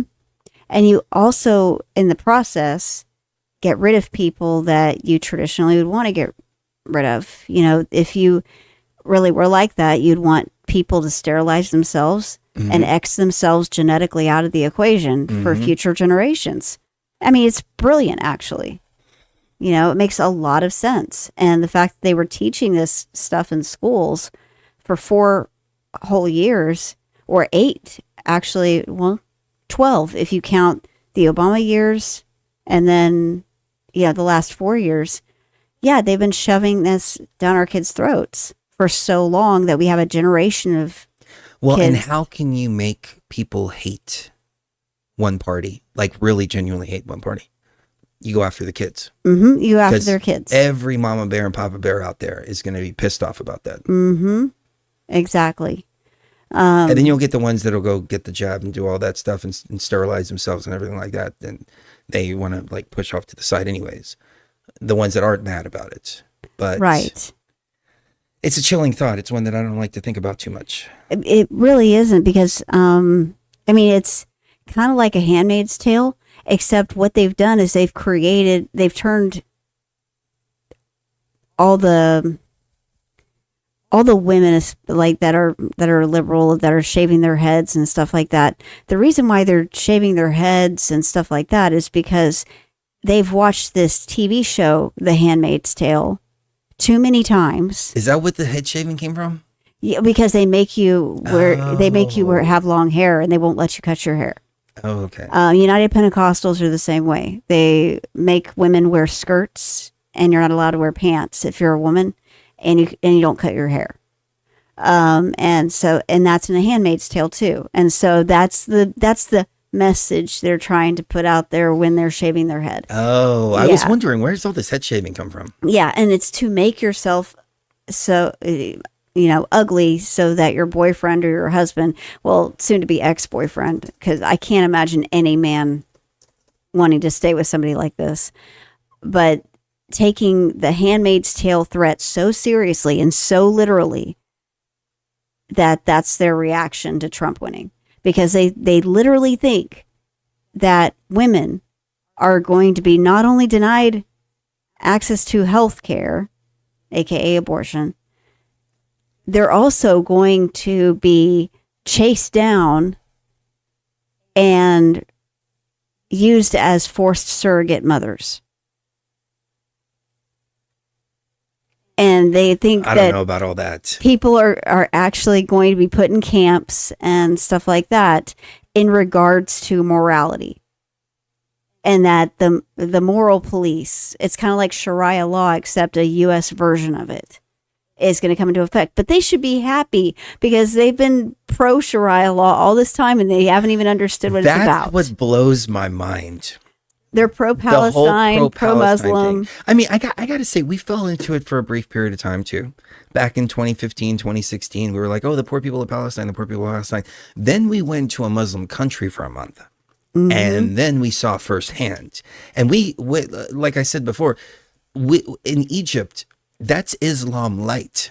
That's like diet Islam. That's not even the full extent. Yeah. But you've got the call to prayer blaring at 6 times, 7 times a day at 2 o'clock in the morning. 2 o'clock in the morning. And it's not even just coming from one mosque or one system. It's multiple different mosques doing it at different times. Yeah, so it sounds chaotic. It sounds like demons coming from the ground. Yeah, it does. And then you've got this is what really got me. When we were in Aswan at the Temple of Isis, and the guys were walking around with their tank tops, sunglasses, and these shorts that were like Hawaiian shorts. And the women were just covered head to toe, wearing all black. And I mean, they must have been hot and as never hell. said a word. And never said a word. And the guys were walking in front of them and everything like that. And they were just chatting, having a good time, drinking their iced tea and everything like that. While the women were completely covered from head to toe in 115 degrees. Yeah. And it then was ridiculous. You covered your head, just out of respect. Yeah, just out of respect. In Aswan, it was just way too hot. So you started wearing a tank top, and then they started hooting and hollering. They started whistling and hooting and hollering at me. Yeah. Because I showed a little shoulder. Right. I showed as much shoulder as I'm showing with this. Yeah. And they couldn't help themselves. But that's when I said, you know what? I'm not getting in the middle of this. Because they're both equally as screwed up. Yeah. Both in Israel and Palestine, both of them. Yeah, both of them But you've got all the liberal women saying free Palestine and bring Islam over here. Yeah, what? Exactly. What? That's what blows my mind is that they can't see. And then at the same time, they're saying, we stand with Ukraine, which I think the AI would really like us to say that. We stand with Ukraine. We stand with Ukraine. That's what they're saying. But we stand with Ukraine. Here you go, AI. Now put the video out there. It's a good video. And then listen, when we stand with Ukraine. Right. And they're freaking neo-national socialists. They're literally goose-stepping their way into Russia. Not the other way around. It was not the other way around, but they're so brainwashed they think it was the other way around. And then on top of that, so they support a state that treats women like property and does all of that to women. And at the same time, when abortion rights are decided on a state level instead of a federal level, they say, you're trying to bring in a Handmaid's Tale. Okay, so I really started to look at this. I started to look at this, okay? And realistically, this is the way that the United States was originally set up. Okay, the United States itself, it's even in the name, United States. It's like the European Union. Each state is like its own country. That's why each state has its own election laws. It's got its own laws about this. It's got its own laws about that. Now, the federal overreach has gotten so bad that we have like federal marijuana laws and things like that. But the Constitution specifically says in the 10th Amendment that rights or that duties not ascribed to the federal government by the U.S. Constitution go to the states. Go to the states. The Constitution has a very specific set of guidelines to protect life, liberty, and the pursuit of happiness. And anything else is for the states. So when they got rid of Roe v. Wade, what they're actually saying is that women have more rights. The states have more rights. The states are the ones, they're giving more power to the states, which is the country itself, and taking it out from the federal government. Because what happened? They were fighting for women's rights. And then all of a sudden, when Roe v. Wade was passed, all of that stopped. And when the federal government decided to overturn Roe v. Wade, all efforts for women's rights reverted back 60 years. So it's in the exact same state that it was back then. It essentially stopped the progress of all that. I just discovered this just a little while ago, and I was like, whoa, I never saw this perspective here. What do you think about that? I've never thought of it from that perspective. We're going to have to say that again. They were fighting for women's rights back then. And it should have been done on a state level. Yeah, it should have been done on a state level Roe to v. begin Wade. with. Yeah, Roe v. Wade. it became on a federal level. Then once it became on that federal level, all work for women's rights stopped. Right. And once it was overturned, then it all went back to the states, and it's in the exact same state, like the rights, as it was 60 years ago. So for the past 60 years, there hasn't been any progress in women's rights because it just stopped right there. Well, I think we already have rights. We always did have rights. And it's just a matter of like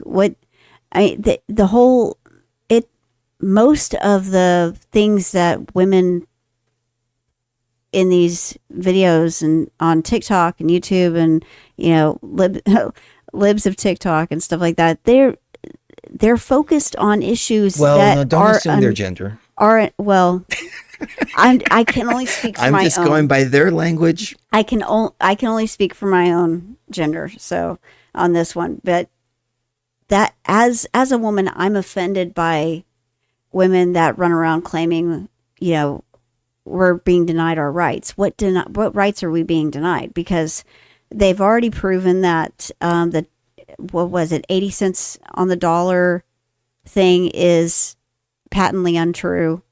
Because when you adjust for... Here's the counter argument to that is, and tell me what you think. Well, if you can get away with paying women 80 cents on the dollar, then why wouldn't all these companies just hire women? Right.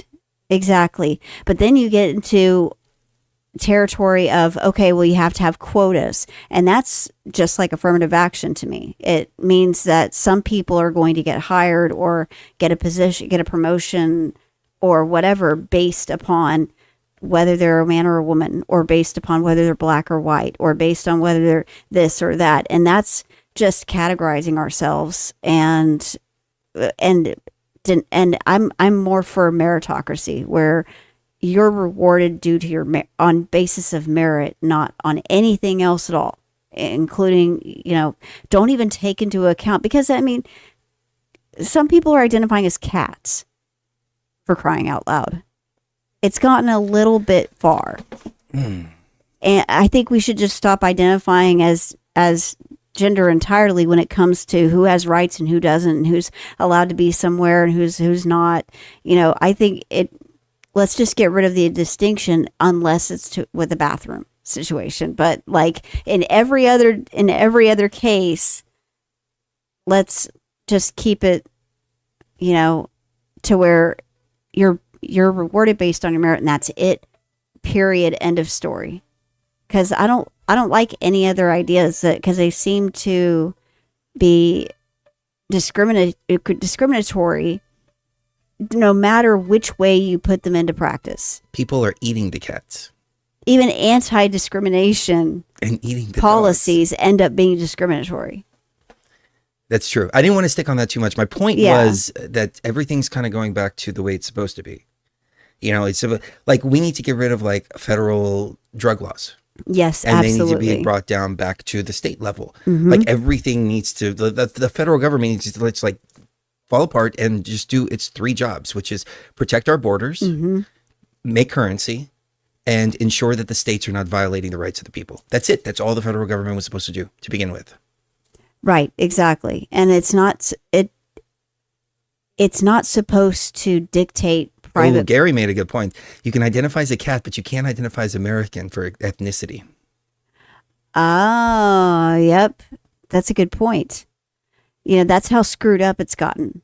You know, just as an example, along with pregnancy, what was it? Pregnancy suits for skydiving military. Did you hear about that? They're making pregnancy suits. I'm not going to presume to tell you what to do, but in my opinion, I don't think women should be jumping out of a plane when they have a baby bump. That's just exactly. My, you know, it's just unsafe. Yeah. You know, while we're wasting time on that, and the pregnant men that are going to wear them. Yeah, I know. But this is all dying. Yeah, exactly. Wokeness is dying. And that's right. That's a great thing. Did you know what I found out? I found out that there was a phrase called Germany Awake. And it came from a poem. and this became a national phrase. And this national phrase, then during World War II, it was put in all the different propaganda. And so you were considered a woke German. You can't make this stuff up. You were considered a woke German if you watched all the propaganda and you followed everything the propaganda said. And that was their theme. Germany awake. Yes, exactly. And that awake, woke. And you know who came up with that phrase? It was Obama. It was during his election. He said, "Go woke, vote." And then from that point onward, woke became a thing. Do you remember in the 2000s, P. Diddy did a thing called Vote or Die? This was when MTV was dying away, but he had this Vote or Die campaign. And South Park actually made Vote fun or of Die. it. Right. Yeah, exactly. Okay, Yeah. you remember that. Uh-huh. Freaking P. Diddy. Yep. Well, and that's really coincidental, isn't it? You know, it was P. Diddy. I couldn't remember who it was, but I knew it was a thing, but I didn't realize it was him. That's interesting. There's a lot of weird coincidences, like the Luigi guy in the CEO murder.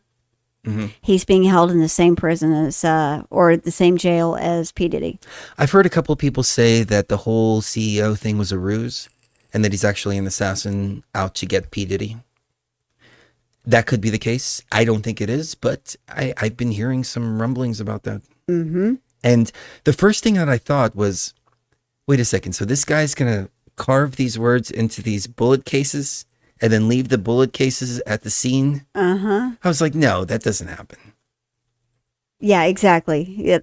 And they're going to be written on them with a little mini manifesto. A little mini manifesto on there saying exactly when, where, how, and everything like that. And then he goes through Central Park and he dumps a bunch of Monopoly money. And then they find him with the same IDs that he used to get the hotel and all that. Like, who does this? Like, come on. An amateur would get rid of all the evidence first and foremost. You don't keep that around and then go to freaking McDonald's and sit right down in the middle until somebody finds you. Right, exactly. It reminds me of I think he was a patsy for the real shooter, because it did not look like the same people in that picture. Do you remember that picture? Didn't, but the thing is, he's been so vocal about him doing it. Yeah, that's true. That, you know. Yeah, or it's somebody that wants to get caught. Yeah. You know? Yeah, that's a good point. And we've been seeing a lot of that. MK like Ultra, since 2021. Yeah, made a good point. MK Ultra. And MK Ultra, yeah. That sounds a lot like what's his name? The Joker shooter. Remember the Joker shooter? I remember that. He was nuts. You know, and I think he was a James something programmed individual. Do what? His name was James something, wasn't it? James. Oh my gosh, I can't remember the last name. I can remember now. His face. James Holmes. James Holmes, yeah. That's right.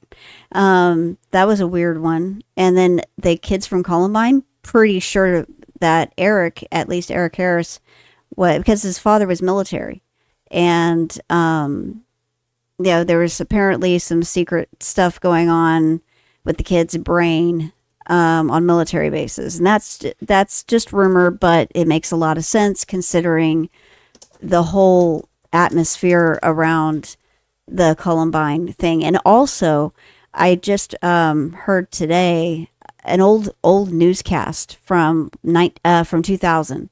And apparently kids that were at the Columbine shooting were mysteriously shot a year later, like on the anniversary. I remember that. Weren't they shot at some kind of Burger King or something like that? Yeah, they were shot at or Subway. Subway. Yeah, it was a Subway. That. Yeah. Yeah, I think the ocean getting rid of witnesses. If it looks like shit, it smells like shit.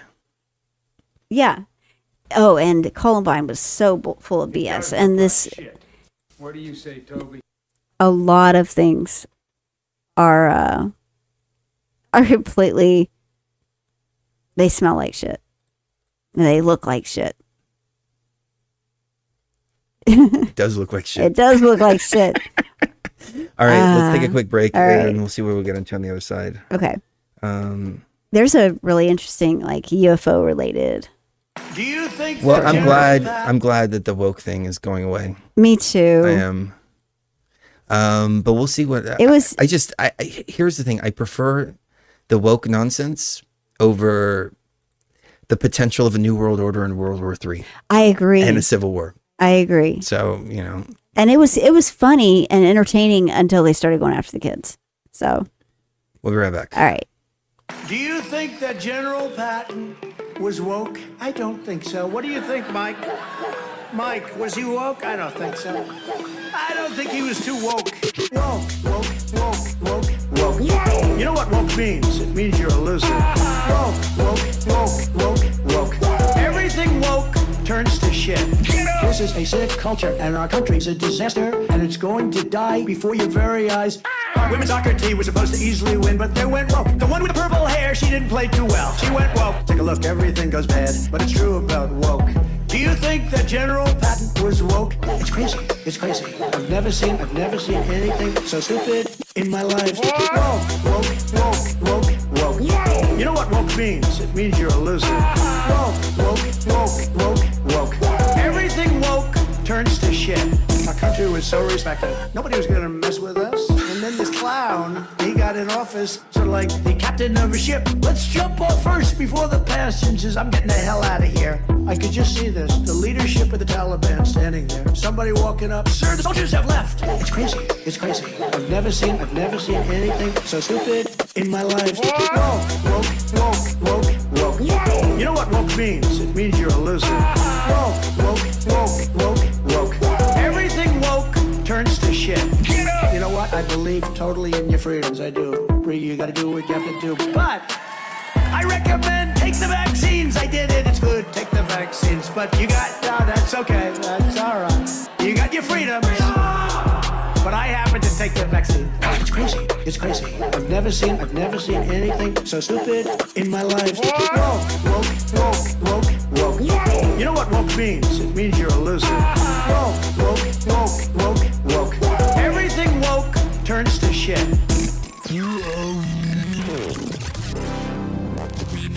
It's one of my favorites. These are old school. Do it right now. Do it today. And all you have to do. We'll play this one real quick when Mrs. Geo gets back. The Decision Desk can now officially project that Donald Trump will become the 47th President of the United States. The MAGA movement. The outcome is not what we wanted. The MAGA movement. Winning the popular vote was very nice. The MAGA movement. But please know it's going to be okay. The MAGA movement. We made history for a reason tonight. It's time to unite and fight. God spared my life for a reason, and that reason was to save our country. Put it reversed. This is also a massive victory for democracy and for freedom. This will truly be the golden age of America. This was a movement like nobody's ever seen before. Analysis of the people that voted for us. Nobody's ever seen anything like that.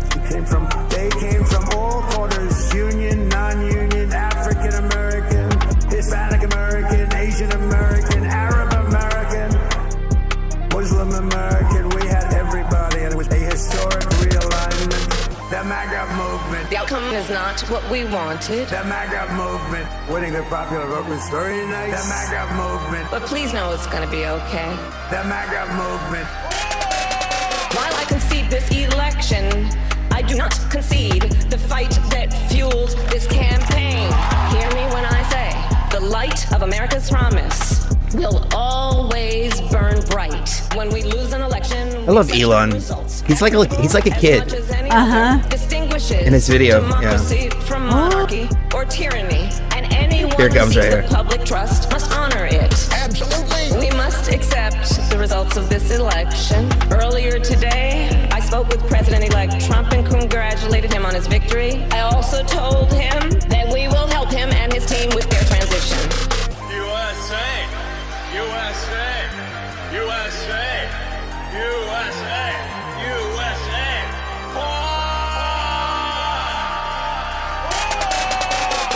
The MAGA movement. The outcome is not what we wanted. The MAGA movement. Winning the popular vote was very nice. The MAGA movement. But please know it's going to be okay. The MAGA movement. Doesn't he look like a kid? Like a kid that's like really excited. Yeah. This is great. I love it. That's great. That always puts me in a good frequency. So, should we continue on this subject, or? You said you had something you wanted to go over. Yeah, there's a race of extraterrestrial, well, not extraterrestrials, because they come from let me start, okay, because I'm really bad about this, and I know I am. So let's start by discussing an underwater ocean that's been discovered. Ooh. I mean, an under the earth ocean. Yeah. Yeah.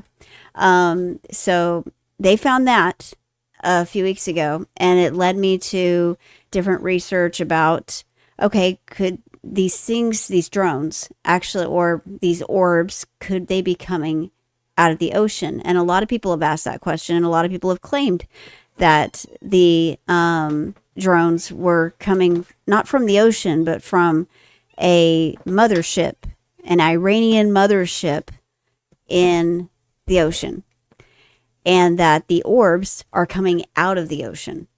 And it made me wonder, is there something underneath us that we're just not aware of, because we're lied to on probably pretty much every level that there is. So there's a being. So fast forward to today, I'm researching for the show tonight, and I found something called the seventh experiment, the truth of our creation.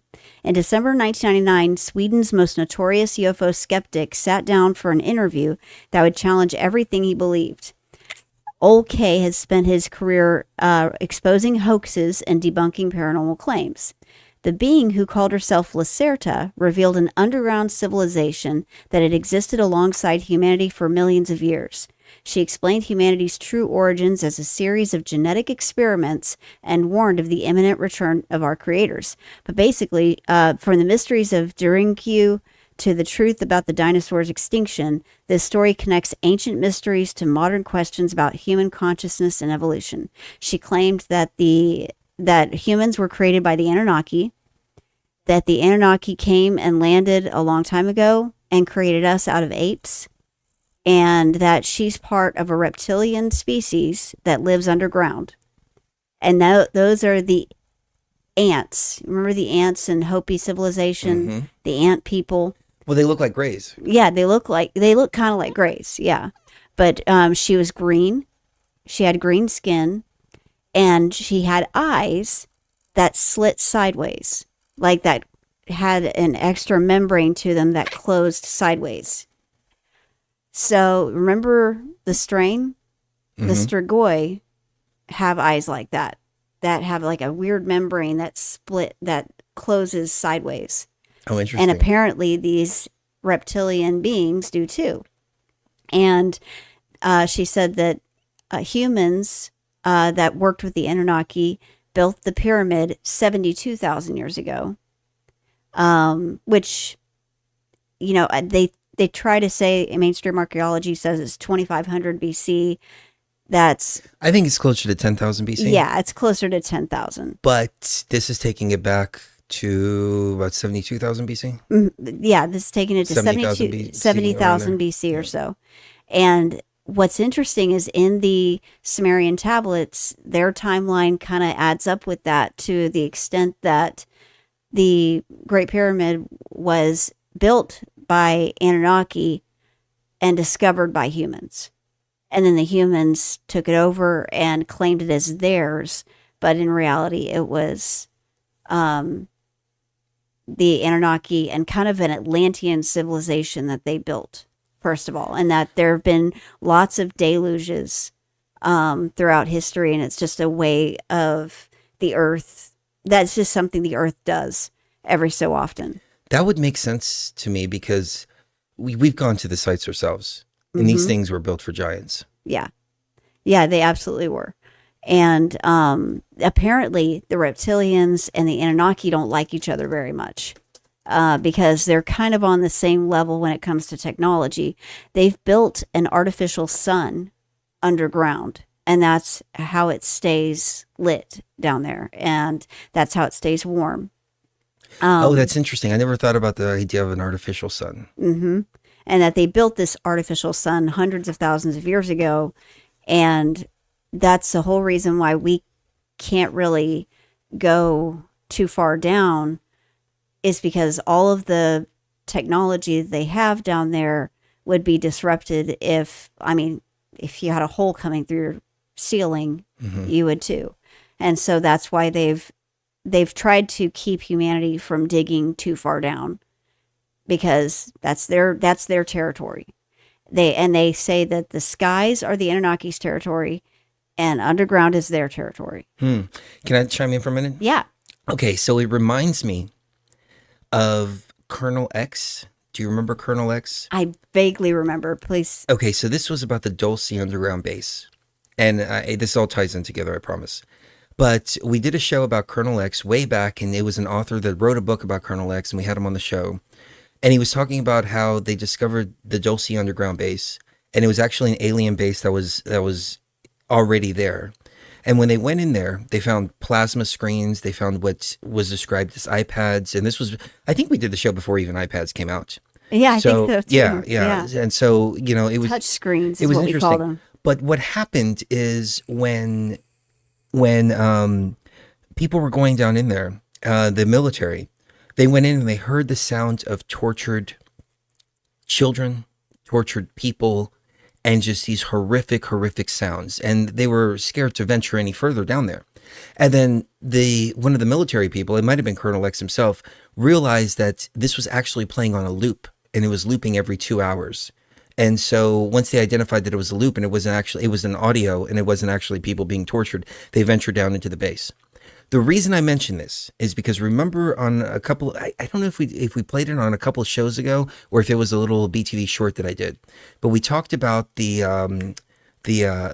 hole to hell, or the well to hell. I think that's what what it was dubbed. And they supposedly took a microphone, and it was one of the deepest holes that they ever dug in Siberia. And they put a microphone down in there, and it came out with all these screams, and it sounded like people being tortured, and like hell would sound. And they said that it was like the rocks, and it could just be like lava shifting and things like that, but it didn't sound like that. It sounded like people being tortured. What if the two are connected loosely, and that there are security systems for when we drill too deeply, there's things to keep us away from getting down there? Ooh, maybe. Because there's a interesting... I hope that wasn't too far off point, but I thought about both, and I was like, There's an interesting book out called Princess of the Hollow Earth, The Dweller Under the Mountain. And according to this book, an interrogator asked this... her name is Sharula, but like Sharula Lacerta is her name. And she's a reptilian from underground. And she said 25,000 years ago, there were two major civilizations of Earth. One was based in the continent of Lemuria, or Mu, which included the area of much of the Pacific Ocean, the western United States, and parts of Asia. The other was Atlantis, over much of what is now called the Atlantic Ocean and parts of Africa and Europe. There was a disagreement between these two civilizations concerning the social and political evolution of the rest of the human race. Lemuria wanted the less advanced civilizations of Earth to remain free, and Atlantis wanted to govern or control them. A lengthy war broke out between the two. These wars became so severe, they even include thermonuclear warheads.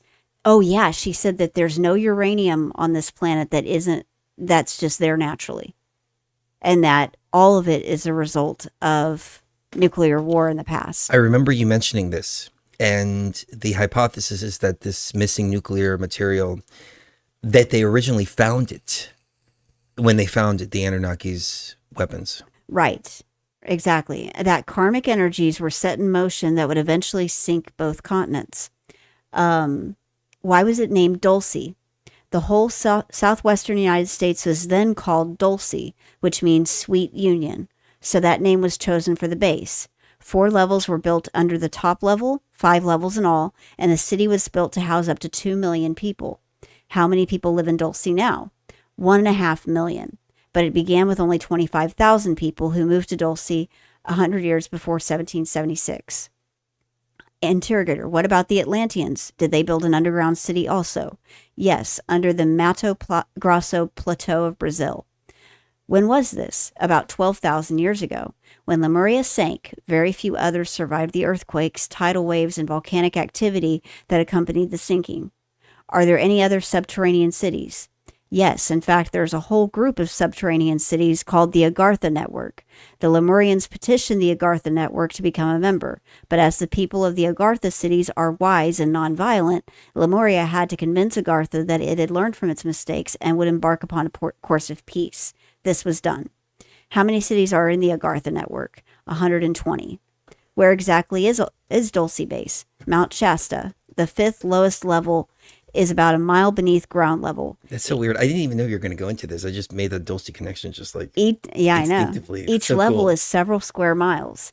Explain the different levels. The top level under the dome is the main part of the base. Most people live there. Most commerce takes place there. And that's where it also monitors radio and TV from the surface.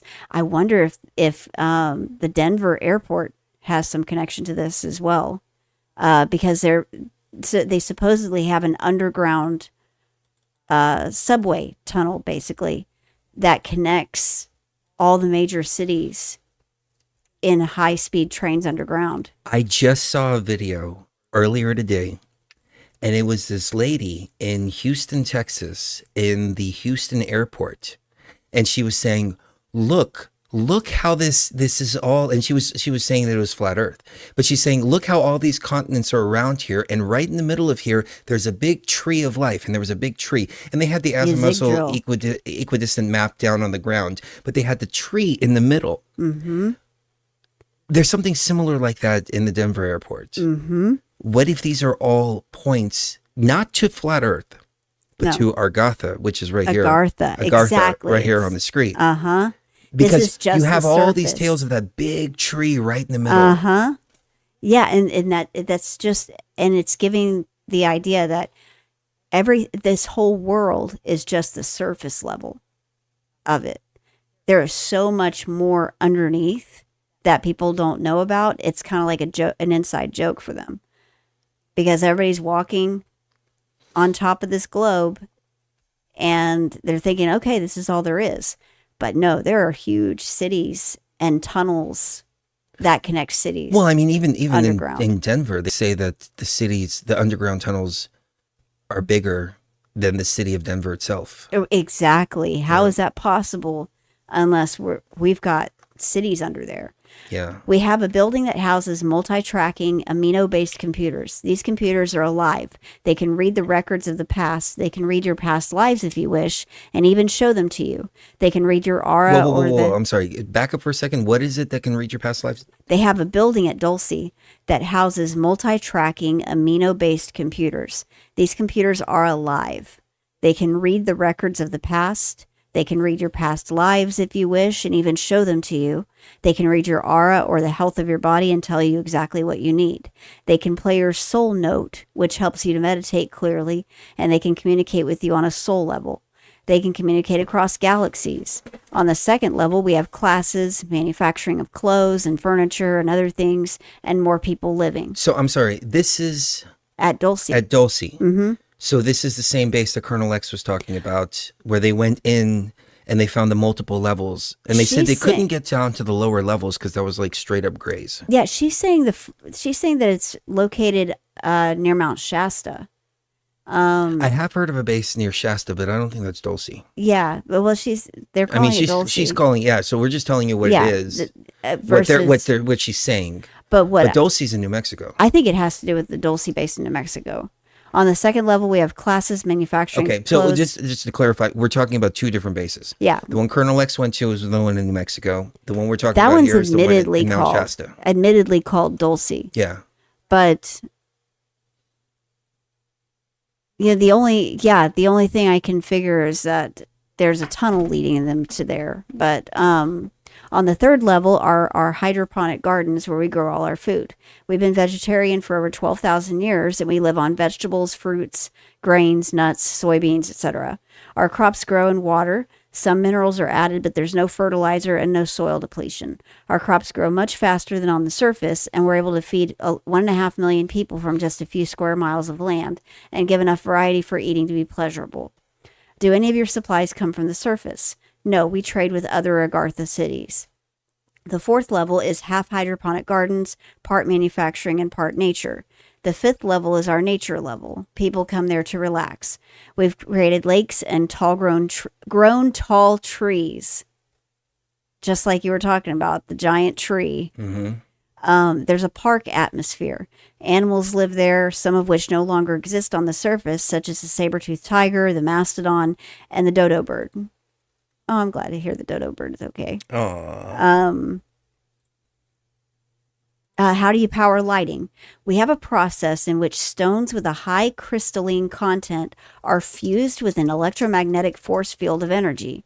That sounds exactly like what we've been hearing about the last couple weeks coming out, because they've supposedly, number one, found enough underground hydrogen to last us 200 years easy. Underground hydrogen, and then also they've been figuring out how to turn diamonds into batteries that last forever, like literally forever. This causes the crystalline matrix of the stone to create a polarity that allows the stone to pull in invisible rays and re-emit them as visible full spectrum light. The stone becomes like a small sun for about 500,000 years. We dim them at night to stay on the same 24-hour day as you have on the surface. What about air? How do you get enough oxygen? We created an ecosystem. We get our oxygen from the plants and trees that grow here, though some vents do go to the surface. Water in some areas moves at high speeds, circulating air and negative ions. What if, just hear me out, what if the Dulce Basin, New Mexico is just one of these vents? Could be. And we've called it Dulce. There's supposedly several different entrances to Agartha. Do what? Several different entrances. Yeah, I think there's several different entrances. Yeah. There's one in Tibet, they say. Right. But what if these bases are situated there? Right, exactly. So it says this is so effective, we have less and less dependence on air vents. How do you get around in Dulce? We can get from Mount Shasta to Mount Lassen about 50 miles away within a few minutes. We have electromagnetic trains that travel at thousands of miles per hour through tubes, never touching the sides. These are similar to your subway trains and are how we travel to the other subterranean cities around the planet. Were the tubes already there? No, we created the tubes with a boring machine that melts rock and earth to white-hot incandescence and then cools it again instantly, forming a diamond-hard, watertight substance that is also elastic enough to move with an earthquake, like rubber. We build walls the same way, and there are even subterranean cities under ocean water, which is what they're saying. There could be like huge chunks of air underneath the oceans as well. Well, that sounds pretty boring. But it's a boring we are machine. preparing to bring this technology to the surface when All right, that was a dad joke. When the time is right. Are there others from Talos up here with us? Yes, people from all subterranean cities have merged with life on the surface to benefit both civilizations. Some of them are well known. How do they come up to the surface? A scout ship, one of the smaller spaceships we have. What if some of these orbs and drones and stuff are from them? Some of those ships we see are yours. Yes, we call them the Silver Fleet. Along with the scout ships, we have 3 large motherships. When the motherships come out, the mountain opens physically, which coincides with what Alien Interview was saying, that remember in Tibet, they had a mountain which opened up? Mm-hmm. Yeah. We don't want to scare people, so we've invented machines to create a cloud cover. You call them cloud ships. Do you have a medical facility to handle pregnancies and birth control? Well, when it's first realized someone is pregnant, they go to the temple room where they're given time. Pregnancy for us only lasts 3 months. That's interesting. Who are you selling the stem cells to and any harvested parts? No, I said that after 3 months, the baby is ready to be born. The mother goes to the birthing chamber of the temple. She's assisted by a birthing priestess. The birth is performed underwater, painless, which is best for both mother and baby. That's too premature to birth a baby. How are you doing it? Your births on the surface have the baby's umbilical cord cut long before it's ready or able to breathe easily and naturally. Often it's struck in order to start its breathing, so its first breath is taken in pain and fear. This leads to your people shutting down their breath during life. Your being half alive and subject to diseases such as emphysema and other lung problems. When our temple babies are born, it slides right into warm water. It feels right at home and continues to be connected to the mother for perhaps half an hour, while it floats around and rests from the birth process. It breathes fully on its own. Oh, that's interesting. So because they're born in water, babies don't need to... Did you know that? Babies don't need to breathe right away. Because that's how they breathe when they're in the womb. Oh, yeah, yeah. And so because of that, they are able to have babies earlier, and Interesting. the babies are Where is this from? healthier. This is from it just says Dulce Base. Oh, and- okay. Yeah. It's okay. We can get into it. Let me grab it for you. But No. yeah. This is interesting This stuff, is really though. interesting. Yeah. Yeah. It all seems to tie together right now, this point in Mhm. time. And I've always said, if there are extraterrestrials, they're not extraterrestrials, they're interdimensional, or they're inner Earth inhabitants. That makes more sense to me. So what if the Dulce Base in New Mexico is total hoax to turn people in the wrong direction when it comes to what is Dulce? And Mount Shasta And is the real base. Mount Shasta is the real base. When we went to Mount Shasta, we heard a lot of stories while we were there. Interdimensional portals and all kinds of stuff like that. And for some reason, we were drawn to Mount Shasta to go get married there. Mm-hmm. I don't know why. But I would like to mess with one of those computers. It said that it is said that there is an opening through Mount Shasta Yeah, I know that. into the Hollow Earth. We were looking for it Mm-hmm. because that's what we do. Is that the main one? I don't know. Because but that's really cool. If we were at the main one, didn't even realize it. Mhm. That's cool. If we look at our wedding video, it might be right there in the background. So You see a little thing coming out and peeking out and going, hey. yeah, how you doing? supposedly the one in New Mexico. See, I'm wondering if the one in New Mexico was built by our military and the one built by the people underground was built at Mount Shasta. And that's actually our own military base, but it's like a joint military base that we have with those beings. Because it said that they made a deal with some kind of extraterrestrial. Well, it's not really extraterrestrial. I've said this but- before. Bill Cooper talked about Behold a Pale Horse. In Behold a Pale Horse, I should say, there was a landing of humanoids and grays. And the humanoids were like, we'll teach you all kinds of stuff. Just you got to get rid of your nuclear weapons because they're dangerous to the entire galaxy. And we were like, no, we're not going to do that. And the grays were like, you don't have to do that. Just, give us some of your people and we'll give you some of our technology. And there was a technological boom at the time. But then he goes on to further talk about the gray problem and how a lot of the bases are overrun by grays and there's nothing we can do because their technology is so far advanced. Right. So could it be that we're dealing with multiple beings here? I think we're dealing with multiple races, just like they said. The Anunnaki, they ruled the skies, and the Terrorists. I think. Would we what be they're considered called, racist? TERES. What? Would we be considered racist for not being able Or to tell Terran. an ant person from a gray? Right. Exactly. But according to the Irish Star, aliens and the military made a deal surrounding Dulce. In the heart of New Mexico's Rio Arriba County, there's a town called Dulce. It has a population of 2,700 people. 2,800 above ground, that is. Crazy as it may sound, some people believe that underneath the surface of Dulce, there's a secret base where aliens and humans carry out experiments together. These claims first popped up thanks to a man named Paul Benowitz in 1979.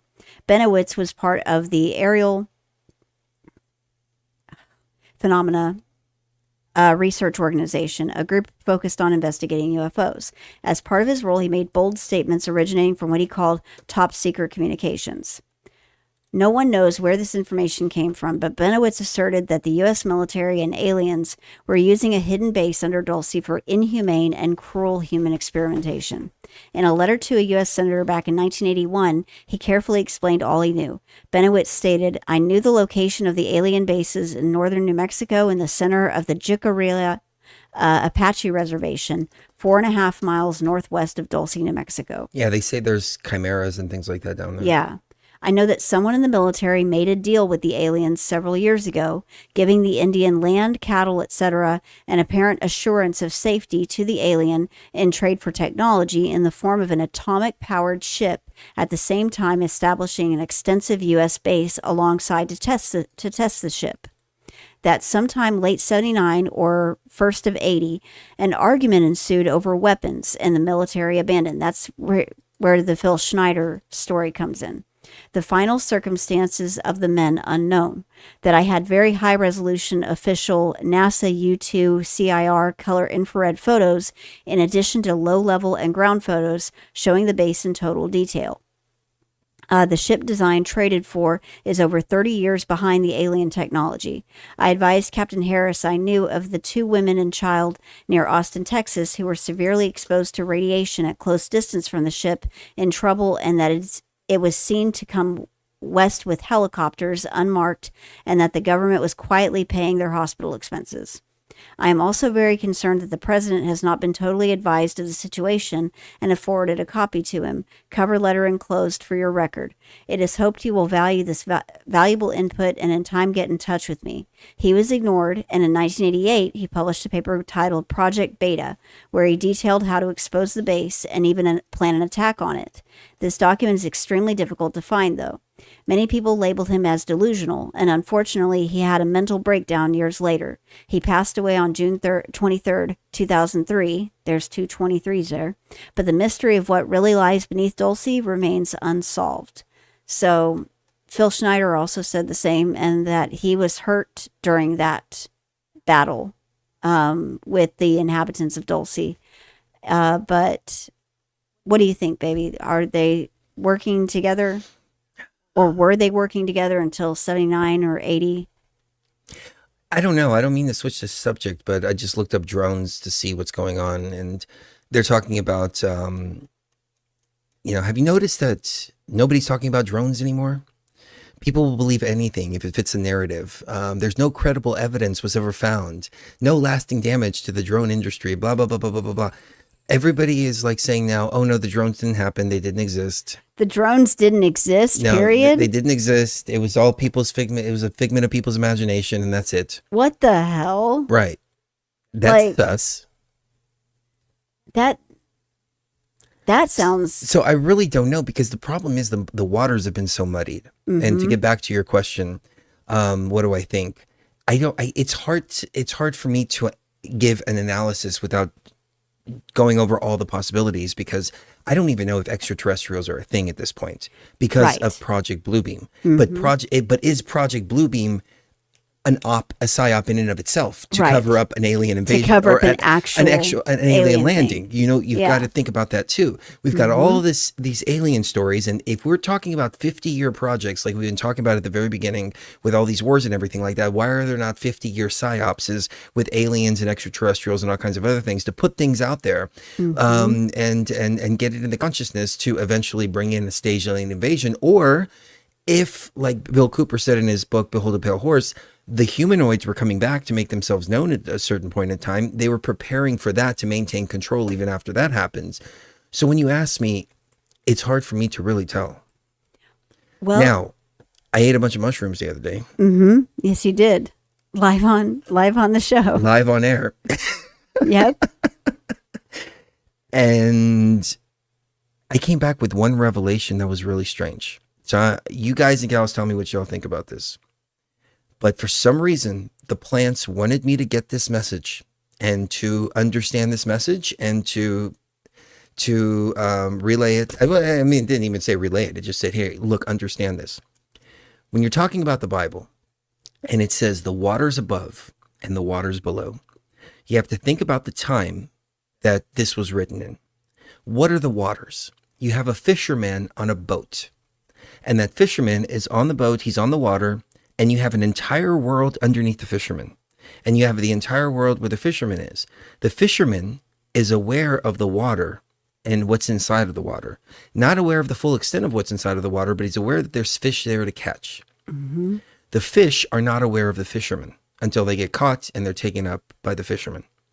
The waters above are not actually waters above, but rather they are an allegory for the same thing as the waters below.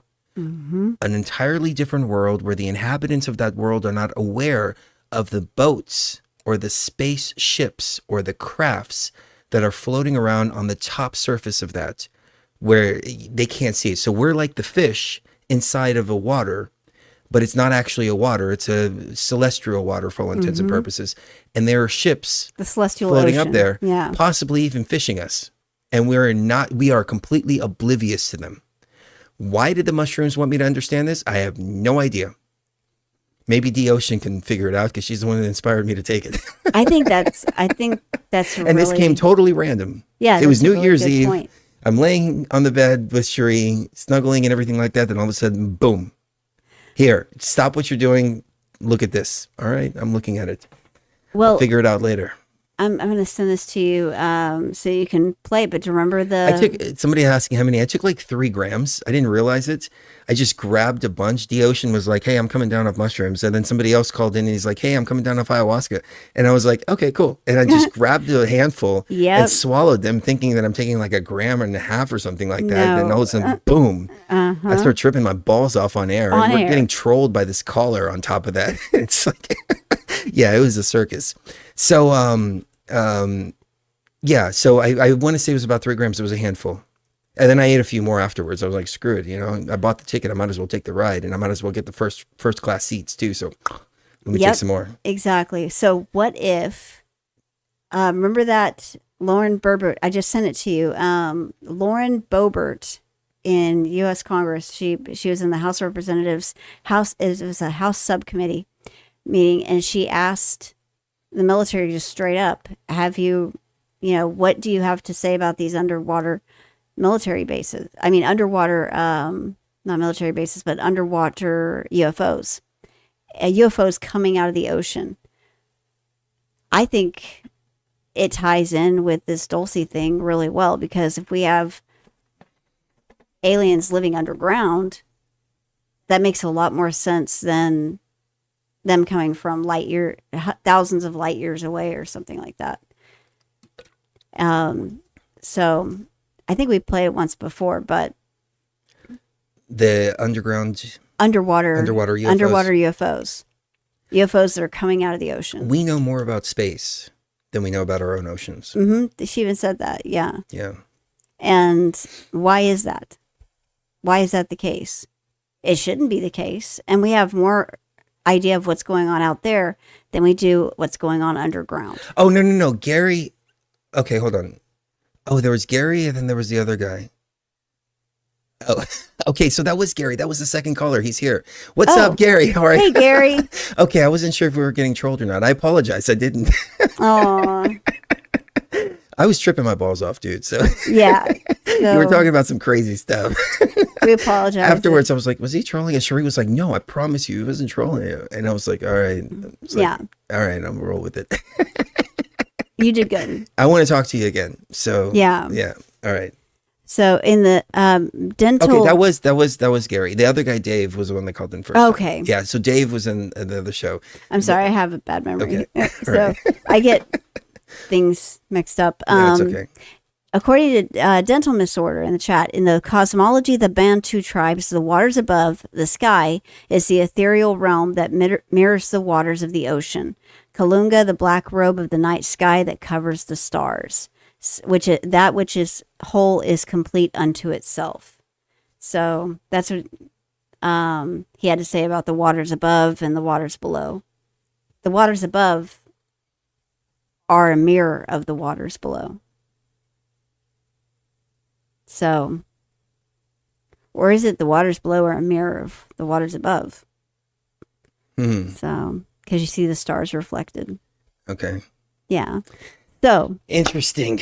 So tomorrow we have January 6th. Yes, and we're going to talk about a day that will live in infamy, the most horrible day to ever happen in the history of humankind. Actually, there's been a lot of shit that's happened January 6th. Weird Shuri stuff. has looked at all kinds of stuff happening January 6th, so we're going to talk about all that tomorrow. Yeah. And this is throughout history. It's not even just U.S. history. It's since like 1066 CE. Yeah. For the last 1,000 years. So there is something to January 6th. Mm-hmm.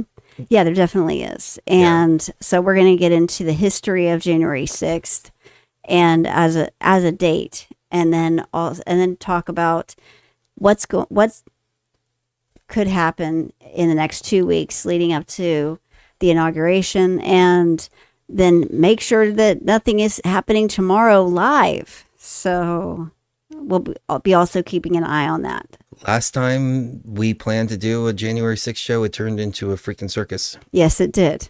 Hopefully that won't be the case this time. Yeah. But we'll see what happens. And then, of course, we have the January 19th rally. Mm-hmm. Which I think is the inauguration, January 20th. Yeah. I think that's ill-advised. But I think that's it's just ill-advised me. too. That's just me. Yeah. So, but you brought up a good point that one of these drones could be carrying a payload. Mm-hmm. Yep. I get this premonition about an attack on the Capitol, mm-hmm. Freedom Tower. Yeah. And there was one other location. I don't remember it off the top of my head. Was it here in Vegas? No. It was Freedom Tower. It was like basically like another 9/11. Yeah.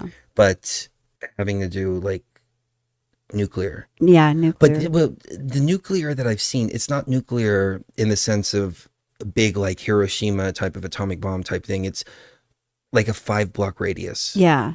But the suitcase. aftermath, suitcase, Suitcase nukes. But the aftermath of it is bad. And I think we talked about this on a previous show where they were planning a nuclear event mm-hmm. in several places, and what you would hear about is people getting sick from the radiation. Right. Oh, people getting sick from the radiation. Oh. Interesting. Oh, man. Yep. So let's all put our energy together and let's all manifest a positive golden age timeline that everything is good, because that's what we want. We want good. We want peace, prosperity. We want an end to these wars. We want people to be able to afford groceries again, people to be able to afford their basic essentials. I mean, rent has gotten to the point where it's ridiculous. Yeah. I mean, it's really ridiculous. This was like California at one point where it was like, a 1-bedroom apartment was like $2,500. And that people were like going, oh my God, you look around the country now and that seems to be the norm. That's almost normal. People can't afford that. Right. And that's why we're all Trump 2025, because he's the only person that even has the hope of bringing life back down to where it's prosperous for people. Exactly. Yeah. And so everybody put that energy together, because we certainly are. It's a tempered hope that everything goes smoothly tomorrow. They get things certified. Then leading up to January 20th, nothing else happens because everybody's on their guard. And then after January 20th, things go in a positive and not a negative direction. Yeah, I'm going to play this video real quick. Retro Roman Doomsday and Simulation channel. When you have a chance, check out my... I can't read that. Drawings of, you might like my animated comic book ambidextrous thing. drawings. Yeah. I'm not sure which video to play, but this one kind of stuck out. The Dangerous Lives of Billionaires, 2025. It's an animation. I take it it's cool to play it. And his channel is right there in the chat if you want to click on his YouTube channel and subscribe. So let's check this out real quick. I love this kind of stuff.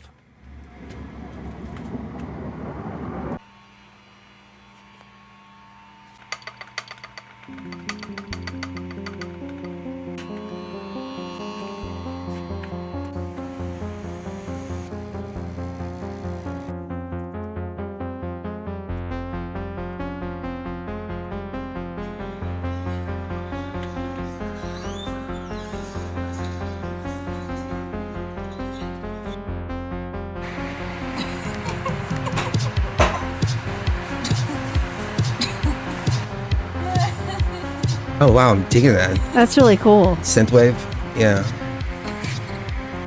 You should come with me. Very animatrixing. Yeah.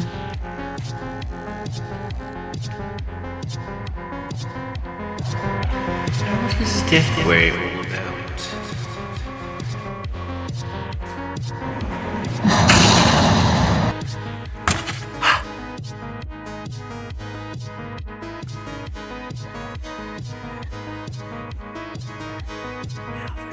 That's trippy.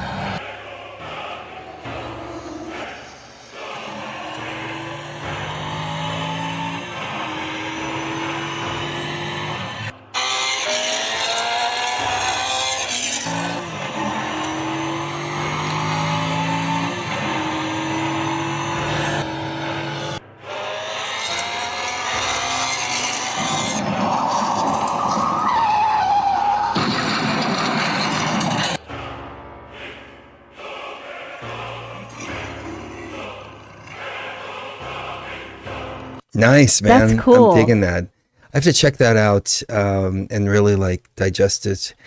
He was saying something about 2025, the year all connects. I don't know if he's talking about a video that he did or no, maybe not. But yeah, I will have to check out the channel.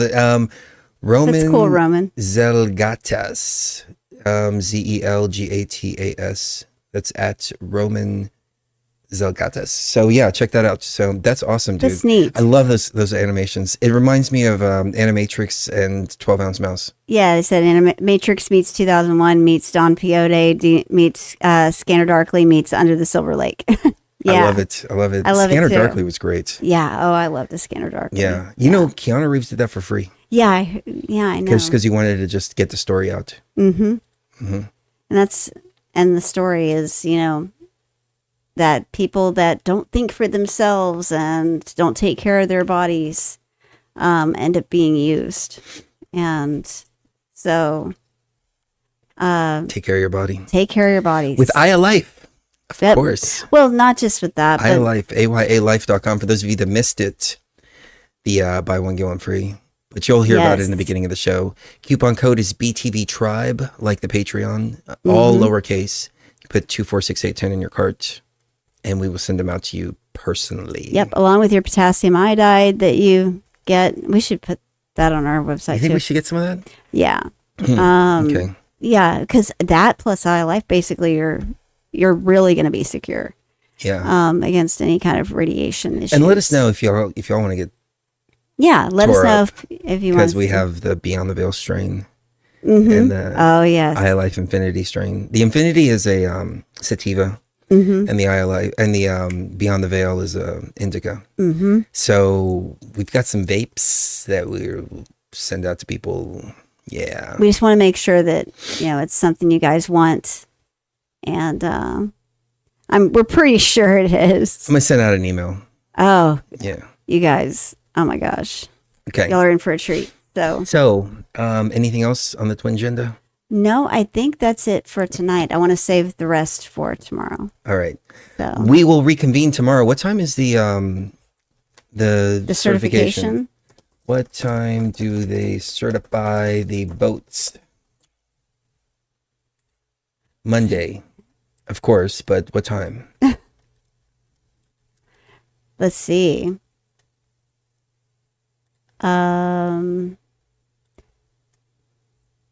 Well, I'll tell you what. We'll be reconvening here whenever they start. Oh, in 9 hours at night. Well, they'd start at 9 a.m. Is it really in 9 hours from now? Yep. Oh, well, I guess we're not sleeping tonight. So we'll reconvene in 9 hours. Yeah. Oh my God, really? Mm-hmm. No. It says live in 9 hours, January 6th at 9 a.m. Watch live. House convenes to officially count electoral college votes confirming Trump's victory. Yeah, last time we didn't record it locally, but you know what? I actually found, let me go in here and find it real quick. I found a bunch of them. I was actually, okay, I was recording it because what happened is it got pulled from YouTube and then I appealed it and then it got brought back on appeal. And so during that time, I was like, oh crap, I don't have a copy. It wouldn't let me download it. And then it let me download it. I was recording it, like screen recording it. So I actually was able to find it. And we've got everything. We've got the Ashley Babbitt situation there. We've got literally everything. Oh yeah, we have it all on tape. Yeah. But here's the thing. Look at the end. You can see while I'm screen recording, they actually pull the video in the middle of me screen recording it. So you can see, oh wait, hold on. It's not on the screen. You can't see it. Yeah. So you can, there you go. You can see right here. The following content has been identified by YouTube as inappropriate or offensive. Part of history, as such a shameful picture of our country was. That's I don't want to play it here because we don't want to get in trouble. But man, we look tired in that show. Oh yeah, that was a 12-hour broadcast. Yeah. So, but I was fluffier back then too. Aww. And you weren't as fluffy. Yeah. And you looked really stoned. Yeah, really? Yeah, look at that. Well, I've been on the air for 12 hours or 6 hours at that point. We look much better now. Yeah, we do. Oh my God. I look like a freaking Stay Puft Marshmallow Man. Why didn't you tell me something? Because I think you're really cute. Thank you. You always were. You know, I've been telling her that like our entire relationship, like, you know, God, I look like the Stay Puft Marshmallow Man. And then we just saw Ghostbusters like a couple years ago. And she's like, oh, that's what you mean by Stay Puft Marshmallow. She's like, you don't look like that. Because I'd never even seen it. That's how sheltered I was. I didn't even get to see Ghostbusters. Oh, speaking of, there's Dexter. Original Sin, which is actually getting pretty good. Yeah, it is getting pretty good. And I think there's a new episode for us to watch. So let's go watch that, and then we'll get a few hours sleep, and then we will reconvene here. All right. Sounds good. So kiss the one you love right now. You know when the last time is going to be. Thank you very much for tuning in, for joining us. And yeah, let's see what happens tomorrow. I'm crossing my fingers that everything's going to be fine. Yeah. Love you, and see you even further. Beyond the veil. Beyond the veil.